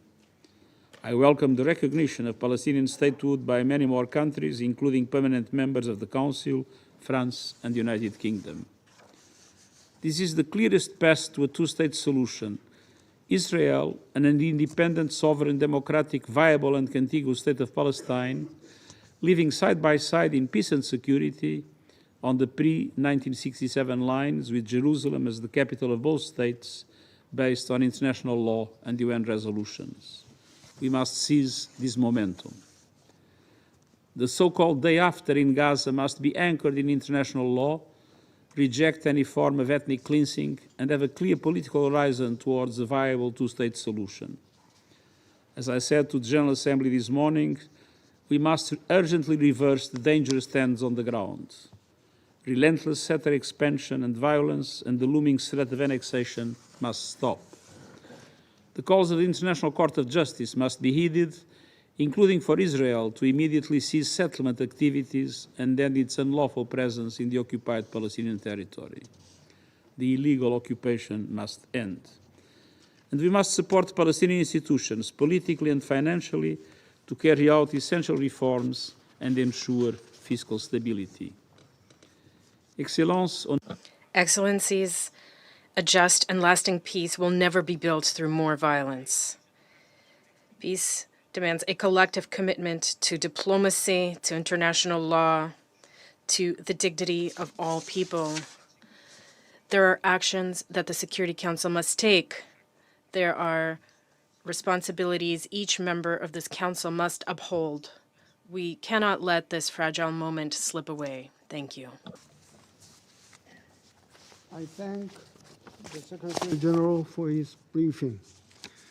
I shall now make a statement in my capacity as Minister of Foreign Affairs of the Republic of Korea.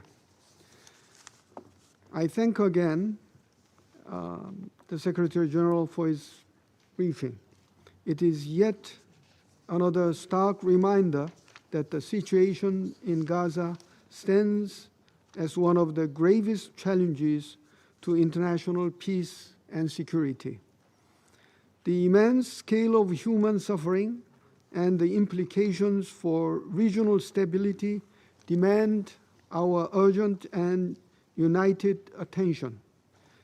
This is not an abstract challenge, but measured in lives lost every day. Nearly 2 years have passed since Hamas terrorist attacks on October 7, 2023. In that time, more than 64,000 people have been killed. The humanitarian crisis worsens each day, with people in Gaza, particularly women, children, and other vulnerable groups, facing constant threats to their lives and safety. Equally troubling is the famine now unfolding in Gaza. According to the recent IPC report, more than 500,000 people are already facing famine. The crisis is projected to spread to Deir al-Balah and Khan Yunis in the coming weeks. We must prevent any further devastation for civilians already in desperate conditions. Safe, sustained, and unimpeded humanitarian access must be guaranteed without any further delay. We call for the immediate lifting of all restrictions on the entry and distribution of humanitarian assistance. Excellencies, the Republic of Korea is deeply alarmed by Israel's ground operation to seize control of Gaza City, which risks further exacerbating an already catastrophic humanitarian crisis. We are also gravely concerned that its decision to resume construction in the E1 settlement area would threaten to isolate Palestinian communities in the area.